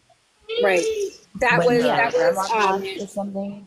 that was Suzette, and Suzette's Suzette. I think cousin had passed away, and Dee Dee was supposed to go to a party or something or other, and instead she left and she came to the church with Suze, and she was there for her for the mass and everything, and she wanted to go in there and be with her and support her because that's her friend, and she says, no, I'm coming to support you, I'm not going to this. And And she sat in the car with her for a while too.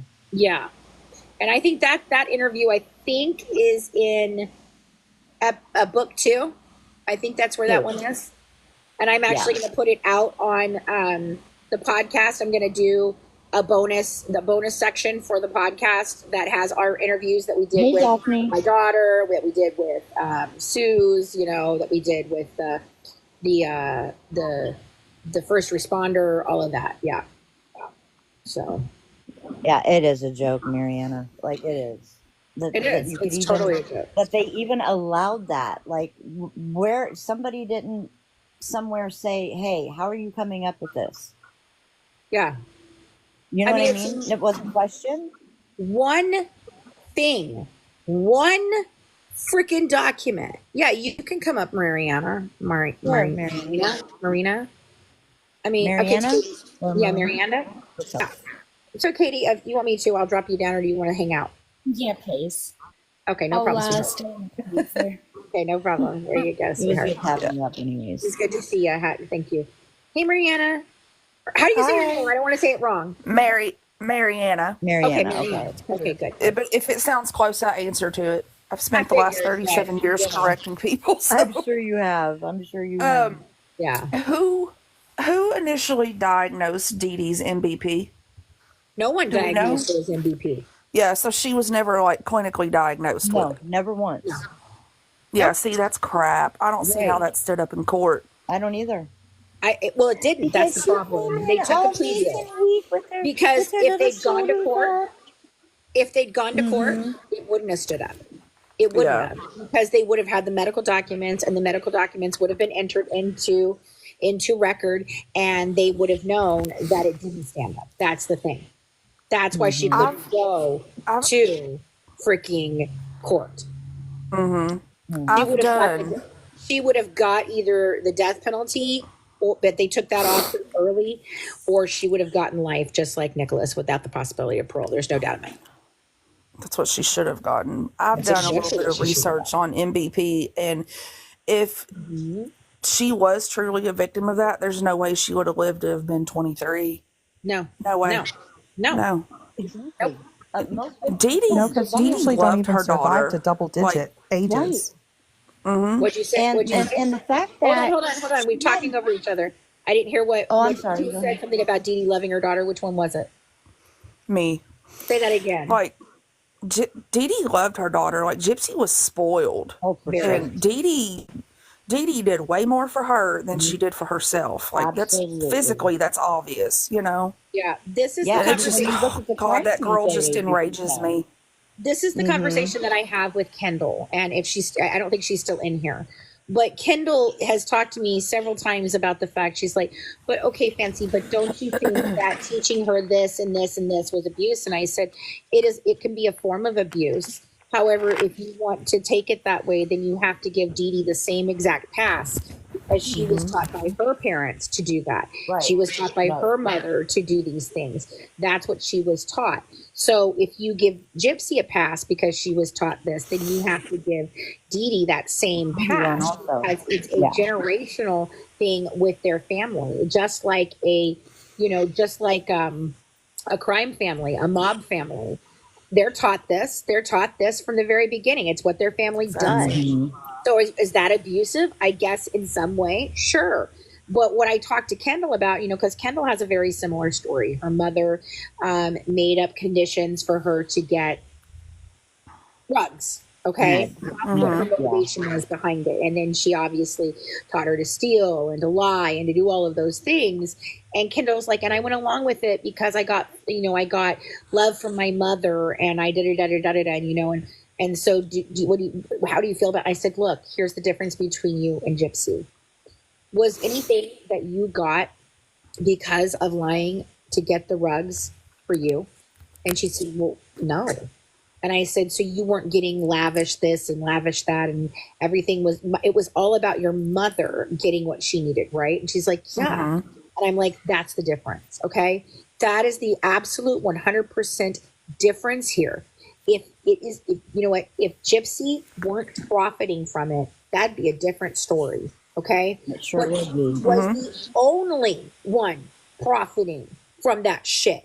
Dee Dee didn't have an expensive wardrobe, expensive clothes, shoes, bags, furniture. Was old. Her furniture was beaten up and everything. Like, she didn't have anything new. She wore Moo. Yeah, like she didn't have, right, Coach bags and MK bags everywhere in that house. They had secondhand freaking furniture. Why? Because everything she did was for Gypsy.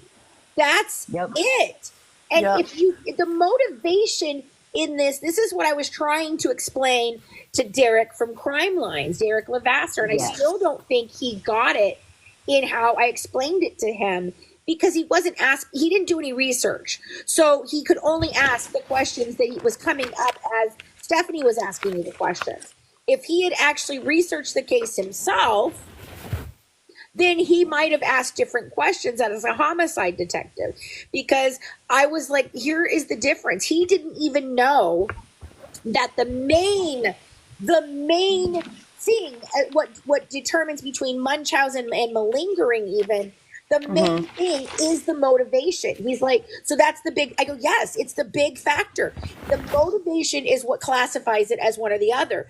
If it's only emotional gratification, and that's why they're doing it, to be the conquering hero, the super fucking parent, then yes, that is Munchausen by proxy. But they weren't. What they were doing, and I'm sure Dee Dee to get emotional gratification out of it, but the main motivation is 100% financial gain, and that changes the conversation. Yep. And he didn't, I don't think he got it still. I still don't think he completely got that. I just, because we only had, we were only talking about the medical records at that time, really. He did not get the information from me about everything else that I know. And, he said that anybody who denies the abuse, I'm suspicious of. That's because you don't know the facts of the case, sir. You just don't. You don't know the facts of the case. Because he's like, well, isn't making her sit in a wheelchair abusive? I go, well, is it abusive for a child actor who's playing a handicapped child to sit in a wheelchair for their role? Is that abusive? Exactly. Like, no. And I said, well, then no. Then your answer is no. No, it's not abusive. She chose to sit in that chair. She needed the chair. She actually needed the damn chair.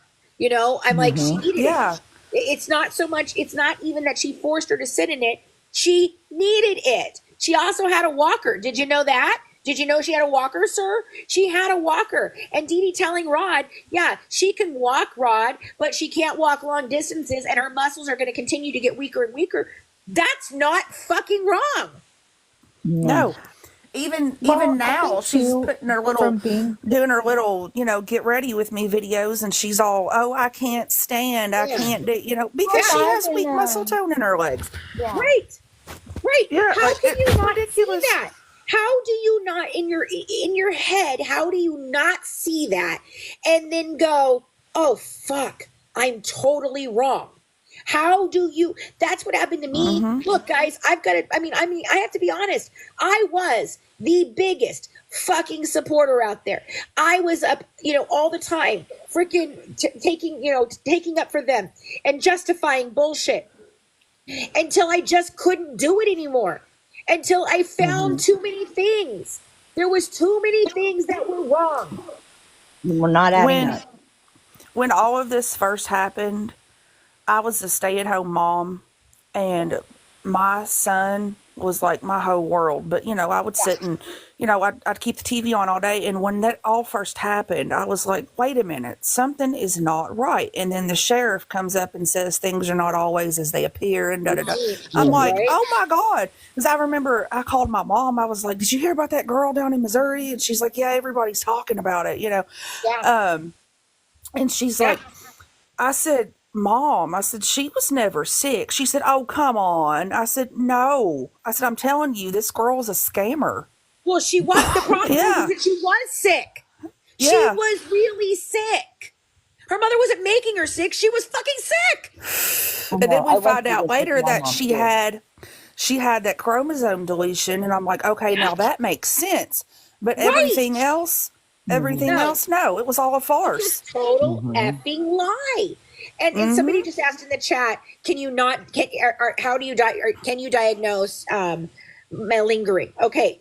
Yes, okay, let me explain. Malingering is not included in the DSM-5 because it's not a mental disorder. Okay? It is not. It is knowledgeable truth being falsified. Okay? You are a scam artist. It's just a fancy word for a con artist. Okay? It is nothing more than that, and that is your given way of conning. And all Dee Dee really did was push the envelope of the things that her daughter had. But you guys, I've been on a journey this year, and this journey into this case again, I'm very frustrated with my own self, because now that I look back at it and I know all the lies, it begins to make me go, why didn't I question that? And why didn't I question that? And why didn't I question that? And did she really have cancer at 5? Because I believe so. Yeah. I question everything now. Exactly. And here's the thing. Okay. So malingering is not in the DSM-5 because it's not a disorder. It is not a mental disorder. It is a conscious effort to con people out of money. Whereas Munchausen by proxy is an actual disorder. It is not a mental illness. It's not a mental illness. It's a disorder. And it's a pathological disorder. And it is classified in the same way in the DSM-5 as a pathological disorder as in the pedophile. Okay? Wow. It is the same etiology. It's the same motivation. It is a compulsion.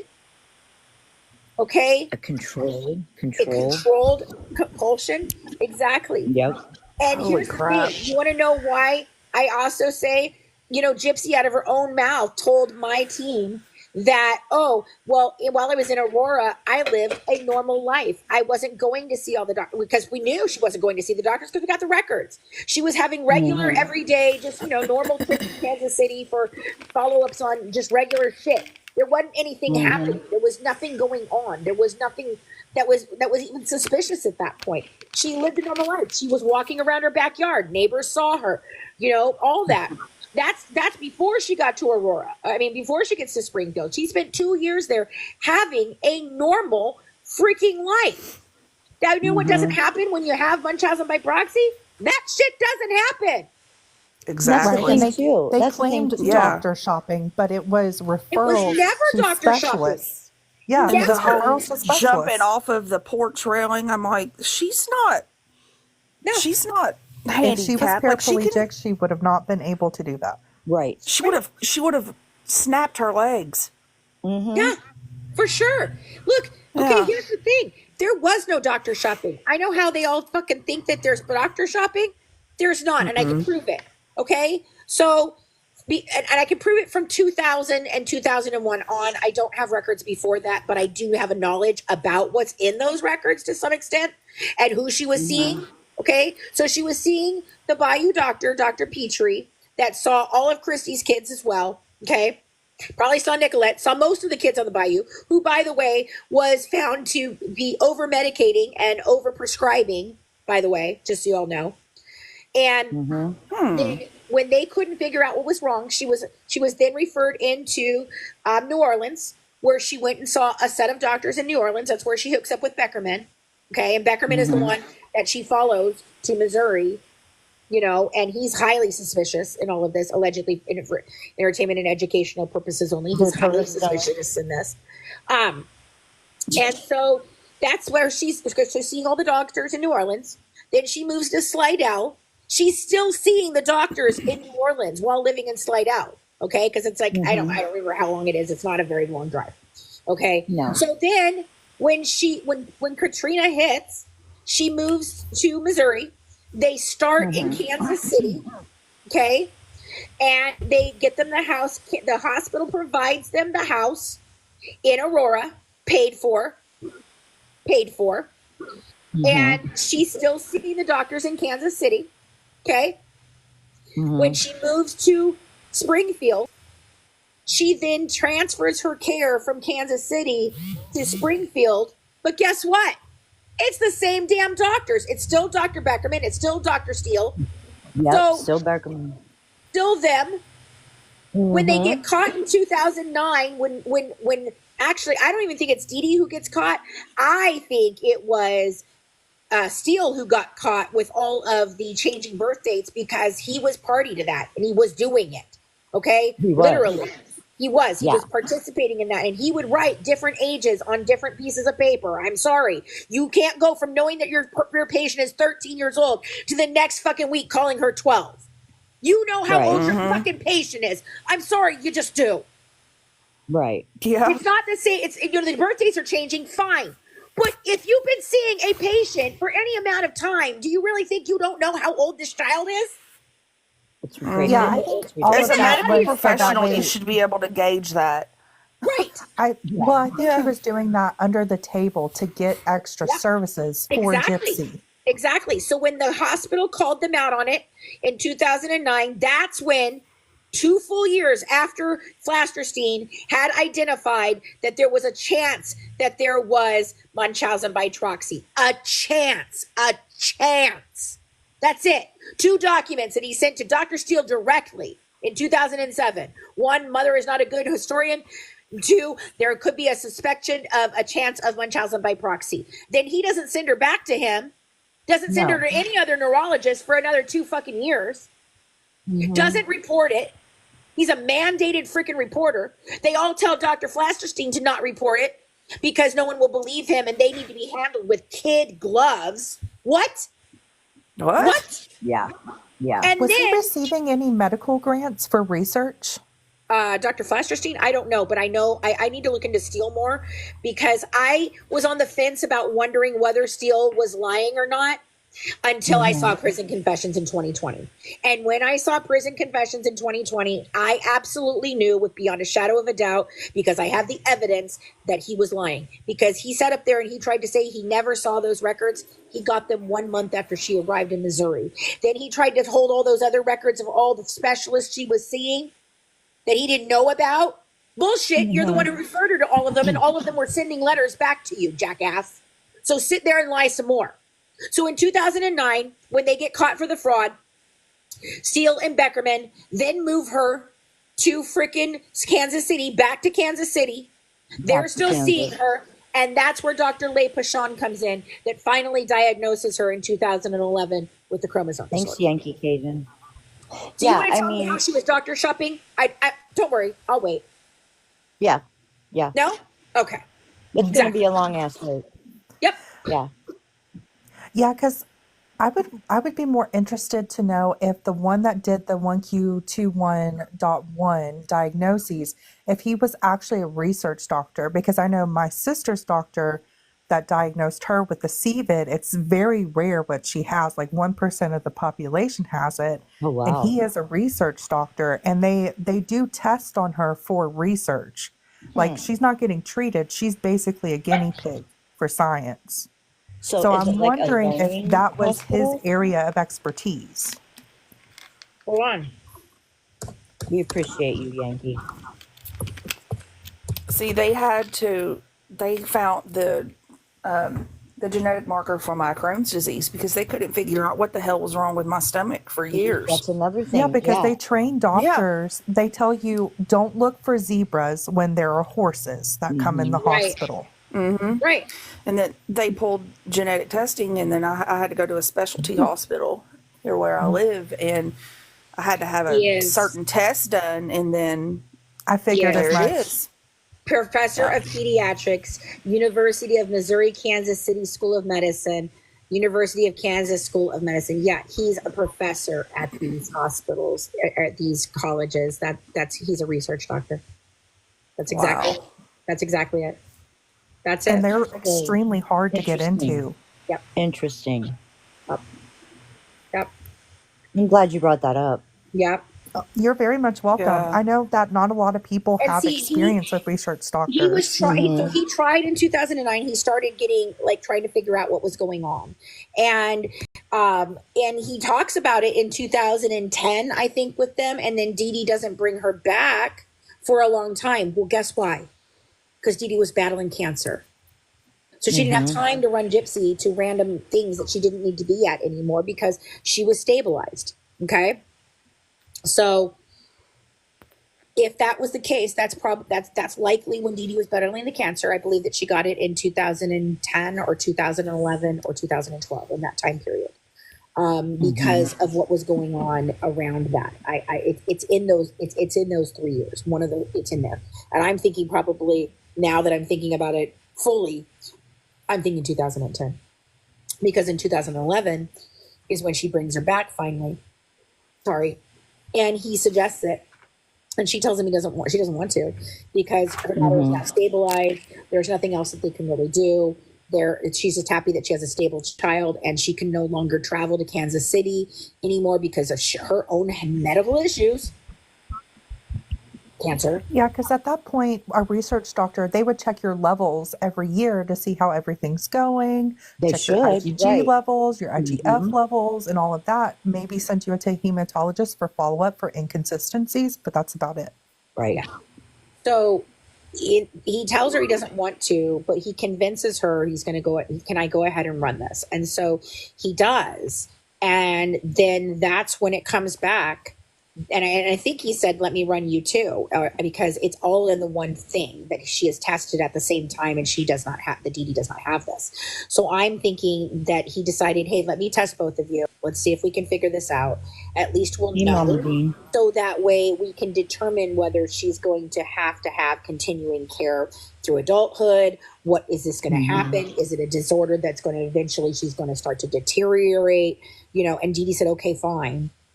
And then they ran the test, and that was it. So that whole thing about how Dee Dee was going to make her have a test on her vocal cords and all that shit to find out, and she wasn't going to let her use anesthesia and all that crap and bullshit she tells, that's a complete false lie. Complete fucking lie. Yeah, nobody would. Because my mom got tested and my grandparents got tested. My sister is my half sister, so she warned her father's side of the family because they had suspicious of a blood disorder in that side of the family.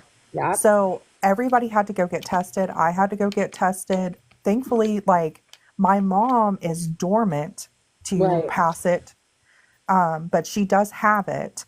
But my father, he didn't have, the special gene to make a mutant like my sister. So I was fine with it because I'm actually the opposite. I'm hyper with my immune system, and my sister is hypo. She's deficient. Oh, wow. Okay. Wow. That makes sense. I'm my immune system's off the charts. It's attacking itself. That's what RA is. Wow. Yeah. Yep. See, it all makes sense now. That's the thing. Nothing ever made sense before this. Nothing at all made sense. There was nothing that I could make sense. Colleen couldn't make it make sense. The reason why she's like, I don't understand. This is coming back normal, and this I don't understand. The reasoning being is because we were told she has no long-lasting effects. That one lie, one simple, small, little white lie, she has no long-lasting effects, is what made everyone not understand the medical record. Wow. Until that's insane. I talked to an investigator in Tarrant County, Texas, and I asked Colleen one more time to go back and look for the chromosome disorder. And she was like, well, I mean, we found out that it was not there. And I said, no, you had one test. And Ty kept telling you that there was another test that actually proved it. And she's like, I know, but she could never produce that document. And I said, well, she sure as shit went and told Christy that. And that's when I think Titania was turned to the dark side. And so, did I ever get Dee Dee's medical records? I have some. I don't have all of them, but I have some. I would like to get more, but the family has been so convinced by all of them that, you know, I'm bad and that they can make money with Christy doing their story that way. I probably will never get them, sadly. Right, yeah. Because they deserve to know what happened to their sister, and they should. But, you know, they're buried their heads in the sand type of people. So, you know. But the thing is that it should have been, damn it, I got confused for a second. What was I talking about before I said the thing about the Dee's records? Somebody gave me Titania was turned over to the dark side. Okay, of the Blanchards. Titania found that piece of paper. Okay, it was page 31 and 32 of a 32-page document. On 29 and 30 was the more non-comprehensive test called a karyotype. Okay, so it's a preliminary test, and in the karyotype, it did not indicate that they thought that there was any reasoning by a chromosome disorder that would be there. That's what Colleen was given. She was given up to that page, and Titania was the one holding all the records at that time and dealing them out to our nursing staff.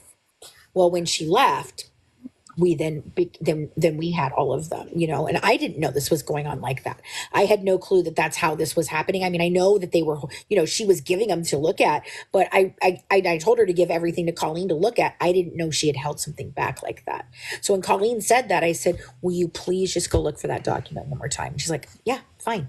Within 5 minutes, she comes back and she's like, oh my God, Fancy. She has a micro deletion. And then I'm telling you, Colleen is so damn good. Within 15 minutes, I had all the information I could possibly need on that freaking that deletion. She had the rarechromo.org pulled up. She had pictures of kids with it. She showed me all the symptoms. She worked it up within 15 freaking minutes. She was able to pull it all. And she's like, I cannot believe That's awesome. We didn't know this. And they have tried to take her license for this. They have tried to hurt her. They have broke her confidence to the point where she wouldn't even let me put her name on the damn book because she was worried that she would get sued by the Blanchard family. And she felt like she had gotten everything wrong. Put her name on the damn book because she was worried that she would get sued by the Blanchard family. I mean, what they did to Colleen for finding this is disgusting. Disgusting. They bullied her into submission. Yes. They were already trying to blackmail her before she found that.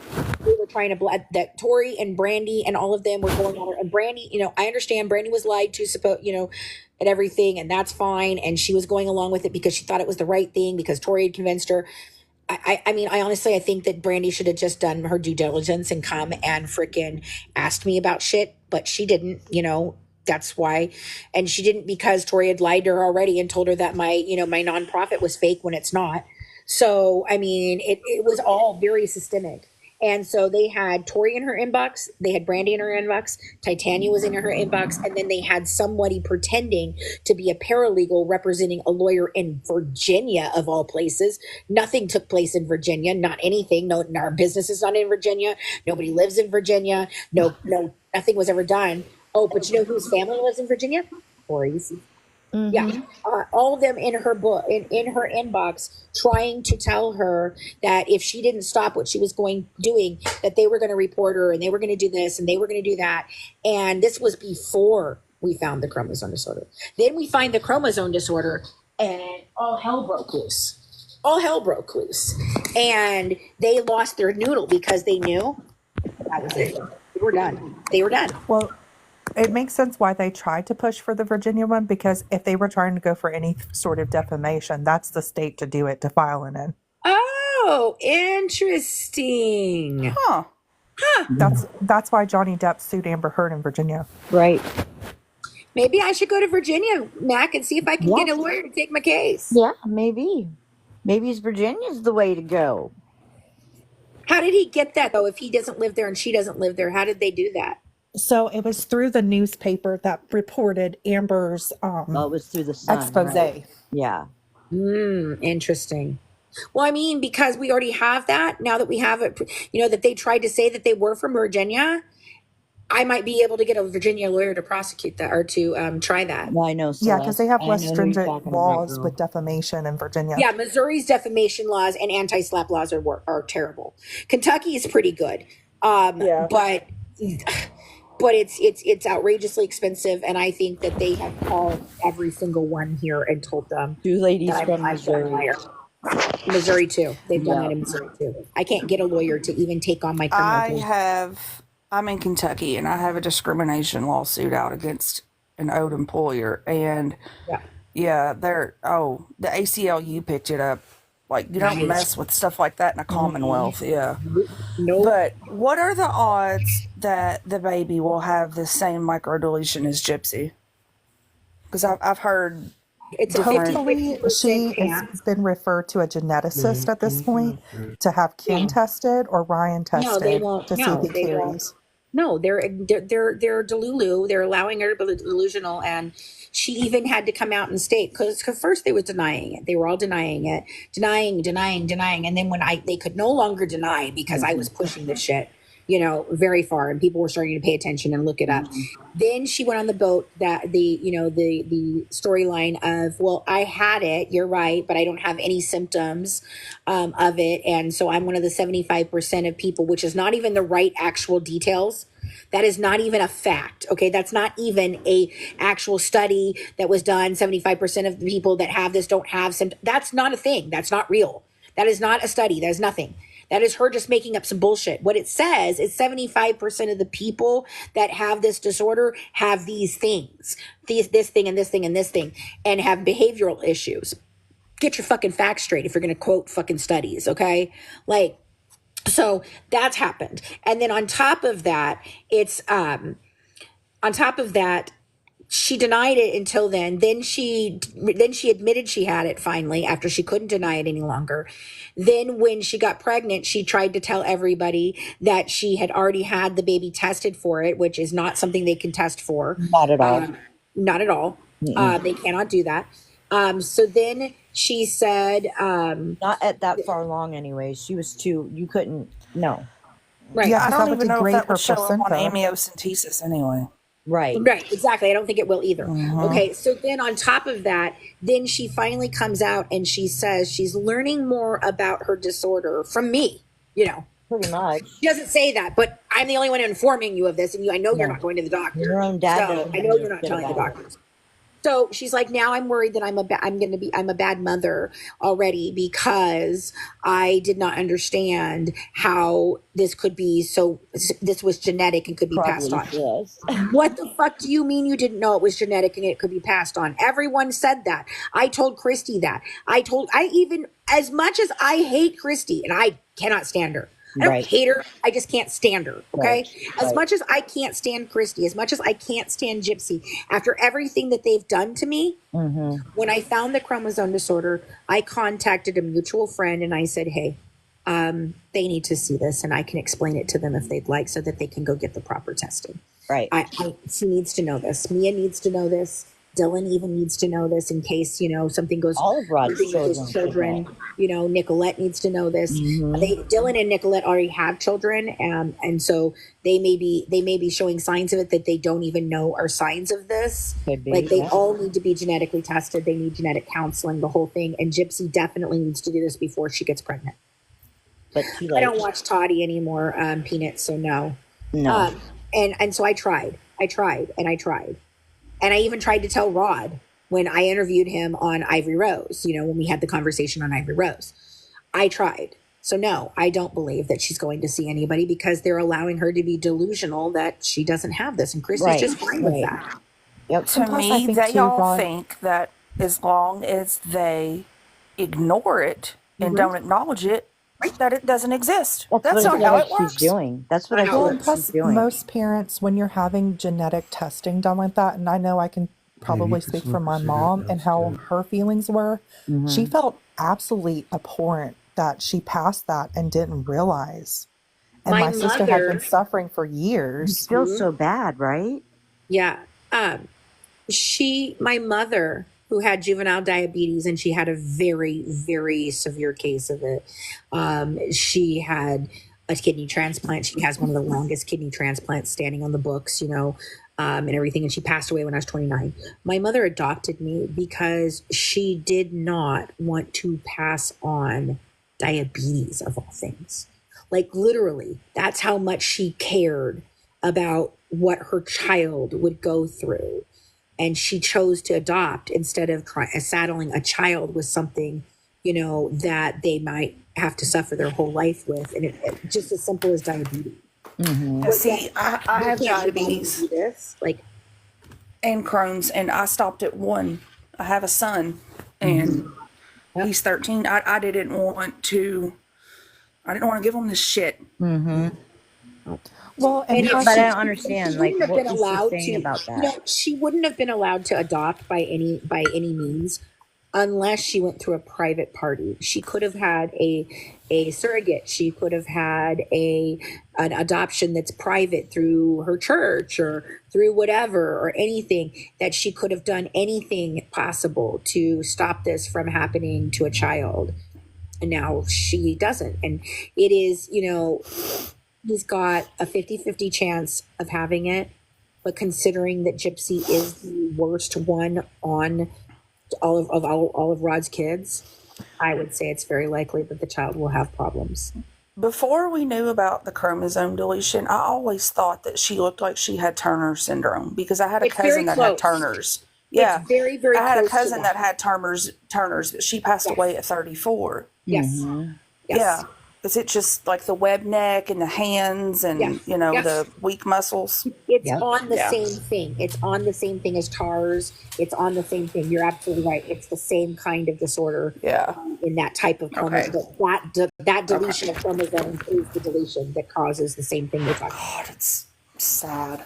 And her And the legs thing is, would not here's the look as thing. good as they do if she was forced to sit in a chair. Her legs would not. I mean, I was athletic my whole life, right? Yep. And when my knees get jacked up and whatever, and you can't do what you usually do, you can't walk like you used to be able to walk, whatever. I'm telling you, my muscle tone went like that. Well, Like you know what's that. crazy? You know what's crazy? So- Mine didn't. Mine still is freaking rock freaking solid. If you look, Well, I have some, but no. I mean, look at.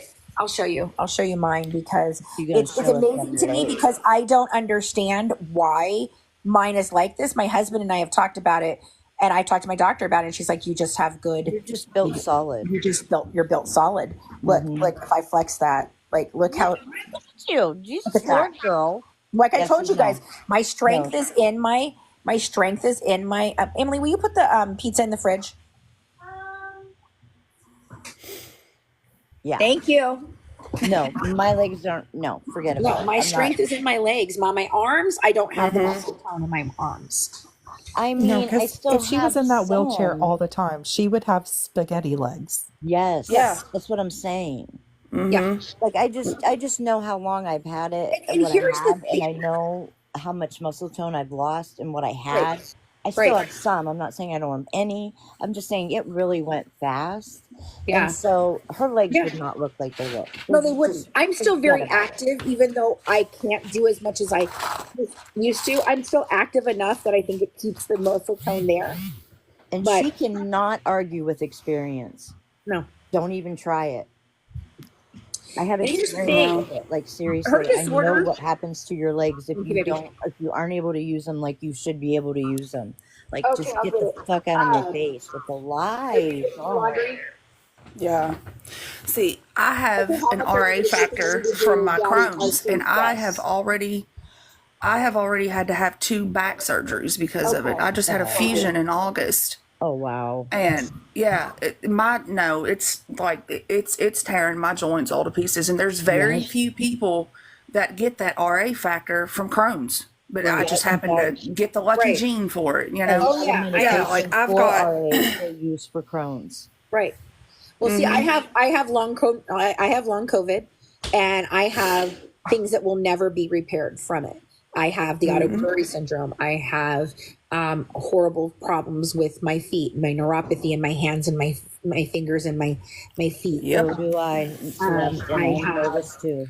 Yeah, I mean, I have Neuropathy's the worst, man. It's horrible. It has been a complete and utter nightmare for me. I was trying to lay in bed last night and my feet kept twitching. I don't sleep.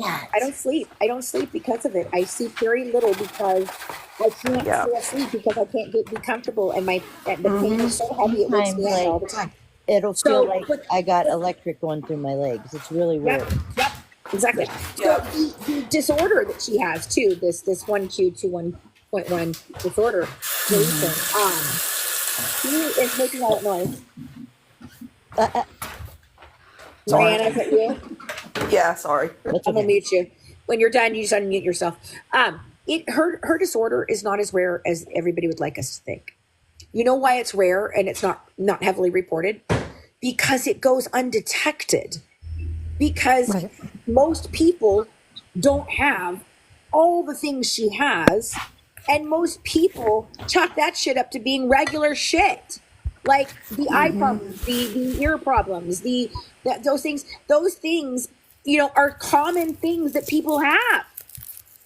You know what I'm saying? Plus, So the United States they medical literally system, don't they report have it. a It doesn't get prescribed found. list. What'd you say? And plus, the way that the U.S. medical system is, when you go into your family doctor or anything like that, they're like, okay, it could be this, this, and this. But some doctors actually look for zebras. And they're like, well, I heard about this in a medical journal from 1978. Let's test for this. That's how they found out about my auto brewery. We could not figure out what was going on. And I came in to the hospital and they ran blood alcohol on me that day. And when they did, they came back in and my roommate was with us. And she was like, they said, Miss Johns, have you been drinking? And I said, excuse me? And they said, have you been drinking today? I'm like, no, I came in here in the middle of the night. What do you mean I've been drinking today? I've been here. He's like, were you drinking before you came in? I said, no, sir. Why are you asking this? He said, because there's a high level of alcohol in your blood. And I was like, what? And I said, that's never happened before. That's never been found before. He goes, well, I just did some extra comprehensive testing. And I was like, oh. So then a research doctor dating my roommate started looking into it with my daughter, who's also in the medical field, and they started looking at it. And he goes, this is what I think you have. And I still couldn't get anybody to confirm it. Everybody thought I was crazy because it's so rare. The last case of it was from the 1920s. Well, they found out now there is a correlation between auto brewery and freaking long COVID. And the only reason I found out what really was and had somebody listen to me and confirm it, and then my doctor started doing more tests and everything, that I got a new doctor, an amazing new doctor that wanted to figure it out. She's like, we're going to figure this out. They caught a culture when I was in New York for Christina's memorial. I ended up in the hospital. And they did a culture that no one had done. And they called me. I had been in the hospital 2 more times in that week that I came home. And I freaking came home, went in the hospital, tried to tell him something was wrong, tried to tell him about the auto brewery. He says, no, nobody has that. I'm like, no, I do. I think I really do. It makes sense. My speech is slurred when I don't know why. I started recognizing all of the actual symptoms. And I was like, holy shit, I have known this. And couldn't figure out why my speech was slurring. Every single time I would just pass out on the ground. I could be talking to you like this, and the next thing I know, I would be on the floor and then in the bathroom. It wouldn't stop. It just would not stop. And it would to the point where I was just dehydrated. I couldn't move. You can't eat a lot of carbs and stuff because it turns into. I can't eat a lot of carbs because my body converts carbs into alcohol. It poisons me from the inside. Yes. Yeah. And so that doctor never run the first test and found the blood alcohol level to be so high because he heard me slurring. That's why he ran it. Well, see, had you not been in New York, they may have never even found that. No.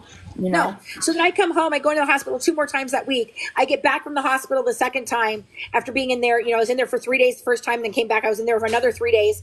And a day later, so it was, I got out, I got back in a day later, got out 3 days later. I came home to an actual letter from the doctor in in New York telling me I needed to come in because they needed to run more tests because they had found a staph infection. Oh, wow. And that staph infection was what actually got me my diagnosis. And they finally figured out what was wrong with me. I'll be right back, guys. Yeah. That's crazy. You have to be really fortunate to be able to walk into a research hospital and have them actually run tests. Right. I had to have this balloon sensor test where basically they put a balloon in you and you have to make like you're going potty and get it out. It had all these sensors on it. It was one of the worst things I think I've ever been through in my life. It was awful. Very painful. Yeah. Oh my God, it was awful. And then they, after, we did all that, they put us back in the little exam room, and then the doctor walks in and she's like, "Hi, I'm Dr. Abby Goldstein." And she said, "I see here you have Crohn's disease." And I looked at my husband. I was like, I fucking knew it, because my mom's like, "I bet you've got Crohn's disease. I bet you've got Crohn's disease." Because everybody in our family just had a really crappy history of Crohn's disease. Yeah, well, those symptoms, right? And lo and behold, I'm half Jewish, and people of Eastern European descent, about 75% of them have some form of bowel or Crohn's disease. Oh, really? Oh, yeah. It's very, very prominent. Yep. I forget is it Ashkenazi Jews actually are the ones that carry that? Yeah. Yep. And that's what my great-grandmother was and my great-grandfather. Yep. Heart conditions also run really deep with that too. From them. Yeah, I did not know that. Yeah. And we also... Are you also RH negative by chance, Mariana? No. Okay. I'm not. So you didn't win the genetic lottery on that one. No. My mother is RH negative. No, I got my dad's blood, but yeah. But also we have a high risk factor of passing on Tay-Sachs disease to our children. Oh, really? Yes, and that's awful. And I told my husband, I said, after I had my son, he has autism, but that's that's neither here nor there. But I was afraid that I was going to have a sickly child, and that's not fair. That's not right. So I didn't want to. Well, Kay, you're one of the elite. Did you know that there's a whole conspiracy about RH negative people?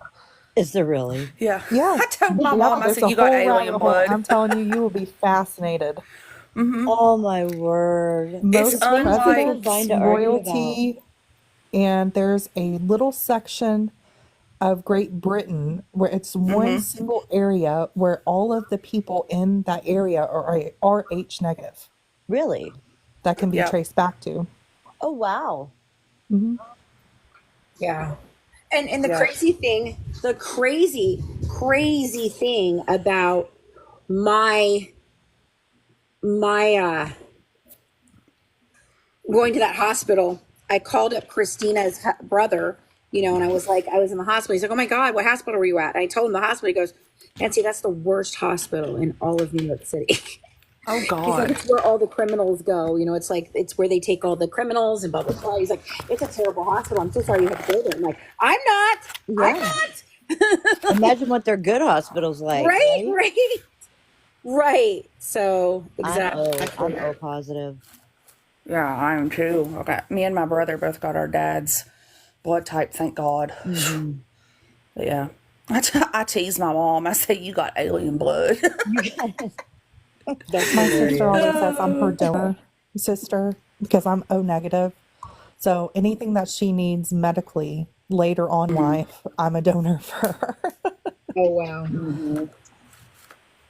Because at one point they wanted to do a spinal, what is it? It's not a fusion. It's a tap of some sort. Spinal tap where they to where they would inject her.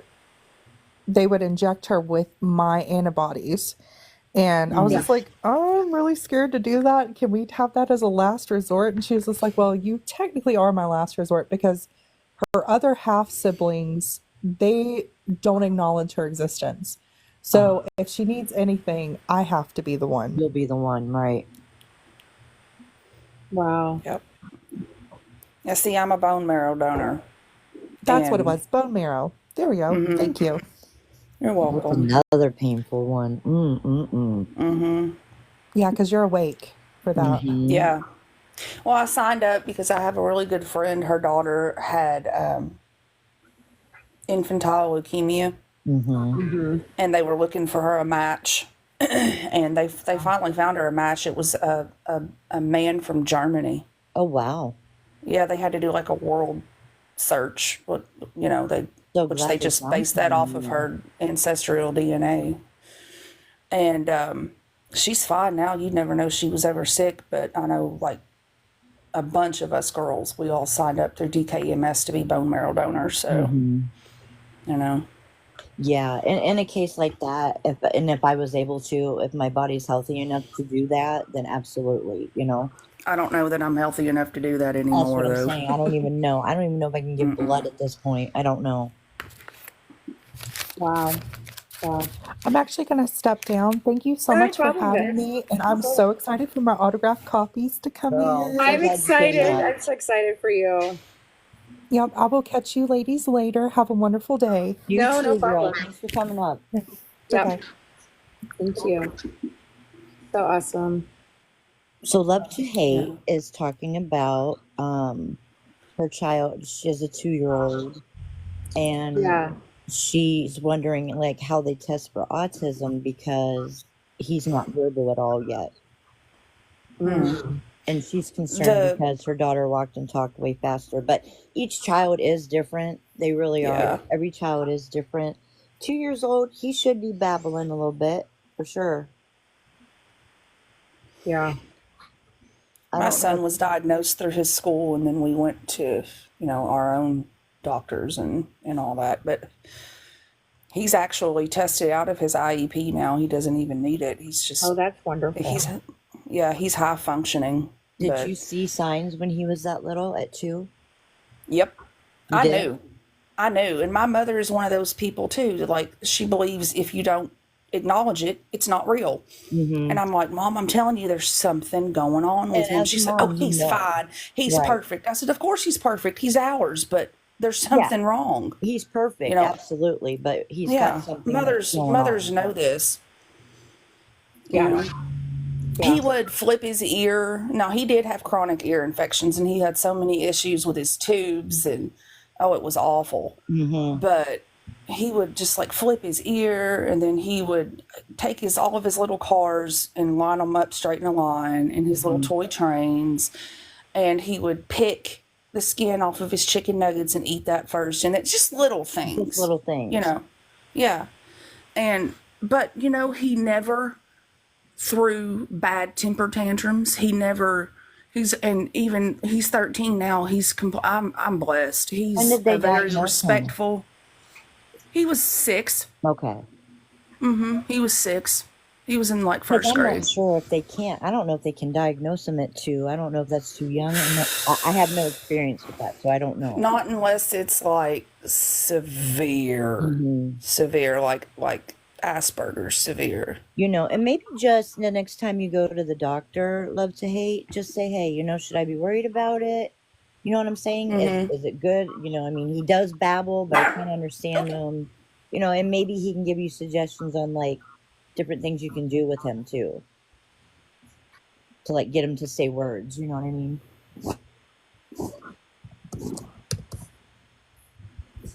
Fancy pants. Yeah, I'm sorry. I'm having a problem with my They'll help you, Love to Hate. I promise they will. If they're a good doctor, they'll help you. They can tell you for sure. Because all kids do things like, my oldest son was walking at 10 months. 10 months, that little shit was up walking around. My other ones didn't. Not at all. Yeah. Isaac walked really early too. Come to think of it. Yeah, but like a lot of states though, they will put them in if they do have some kind of something going on, Yeah. they will put them in like early Head Start so that they can start getting the therapy that they need. That's what we did. Yeah. All right, guys. Well, I'm having some problems with my computer, so I think I'm gonna hop off here for a while. I gotta get some laundry going. Yeah, me too. All right. Well, thank you for having me up, Fancy. Okay, no problem. Thank you all for a good night. Nice meeting you. Good vibes. Serving up true crime. One Bye, dish at a guys. time. Bye, guys.